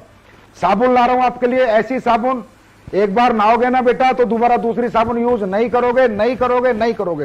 ये मैं बोल रहा हूं, जब आ जाएगी तब मैं दिखा दूंगा। वो एक पेस्ट और तुलसी वाला हाल होगा। उसके बाद इम्यूनिटी ड्रॉप ला रहा हूं, चलते फिरते कहीं भी इम्यूनिटी ड्रॉप ले लो, आपकी इम्यून सिस्टम को बहुत इनहेंस करेगी। च्यवनप्राश ला रहे हैं कंपनी का, हर्बल मेहंदी ला रहे हैं। तो ऐसे बहुत से प्रोडक्ट है महिपाल जी जो हम अगले 1 महीने में लॉन्च कर देंगे। सुपर प्रोडक्ट लेके आ रहे हैं। और दूसरा, हम लोग अभी 15 जुलाई से और 15 अगस्त तक एक मुहिम चला रहे हैं कि जितनी भी 27 SP की आईडी, चाहे कंपनी से ग्रीन हो चाहे अपना फ्रेंचाइजी से ग्रीन हो, सबको 2 सर्जिकल 3 प्लाई मास्क हम फ्री देंगे। हाँ फ्री। और 52 SP पे 3 मास्क फ्री देंगे और 100 SP पे 5 मास्क फ्री देंगे। ये फर्स्ट परचेज में भी और रीपरचेज पे भी। और फ्री देते जाएंगे 15 जुलाई से 15 अगस्त और 15 अगस्त से 15 सितंबर तक। Hand sanitiser 27 SP 25 ml free life time, मतलब जब तक ये चलता रहेगा कोरोना काल, मतलब तब तक चलती रहेंगी चीजें। 52 SP 50 ml और 100 एसपी को 100 ml हैंड सैनिटाइजर 15 अगस्त से 15 सितंबर तक फ्री देंगे, फिर 15 सितंबर से 15 अक्टूबर तक मास्क फ्री देंगे, फिर 15 अक्टूबर से 15 नवंबर तक सैनिटाइजर फ्री देंगे, फिर 15 नवंबर से 15 दिसंबर मास्क फ्री देंगे, फिर 15 दिसंबर 15 जनवरी तक सैनिटाइजर फ्री देंगे। वो इसलिए क्योंकि जरूरत है लोगों को। सर एक लास्ट सवाल रह गया मेरा, और बहुत खूबसूरत सवाल है, आलोक शर्मा जी उन्होंने पूछा है। आज युवा ही देश का भविष्य है, आने वाले टाइम में देश कहां जाएगा ये आज के युवाओं पे निर्भर करता है, उनकी सोच क्या है और किस सोच के साथ, क्योंकि बनाने वाले वही है। आलोक शर्मा जी ने ये पूछा है सर कि क्या कोई स्टूडेंट डायरेक्ट सेलिंग में अपना करियर लगा सकता है और वो अपना फ्यूचर शेप समझ सकता है? मैं ये कहता हूं कि स्टूडेंट को ही लगाना चाहिए, स्टूडेंट को ही जरूरत है, क्योंकि आज का जो एजुकेशन सिस्टम है वो आपको पता है किस तरीके से है, कैसे चल रहा है। स्टूडेंट का भविष्य पूरी जिंदगी उसके सामने पड़ी है। अरे आज 40 साल का आदमी कैरियर लगा रहा है ना, वो कैरियर नहीं है, वो तो बेचारा ठीक है जो 20 साल बच रहे थोड़ा ठीक ठाक जिंदगी जीने के लिए आ रहा है। एक स्टूडेंट को कैरियर लगाना चाहिए। स्टूडेंट की एनर्जी, स्टूडेंट का टैलेंट, स्टूडेंट की क्रिएटिविटी, स्टूडेंट की मेंटलिटी, स्टूडेंट का पैशन, स्टूडेंट के पावर, स्टूडेंट के पास जो कुछ है जो हमारे युवाओं के पास है वो बूढ़ों के पास थोड़ी होगा। युवा तो देश का आने वाला भविष्य है। और मैं कहूंगा हर एक युवा से एक बार अपने आप को डायरेक्ट सेलिंग का मौका दो। मैं नहीं कहता बार बार, एक बार मौका दो, एक बार 6 महीने टिको। आपको जो हमारी इंडस्ट्री देगी ना दोस्तों, कहीं से नहीं मिलेगा।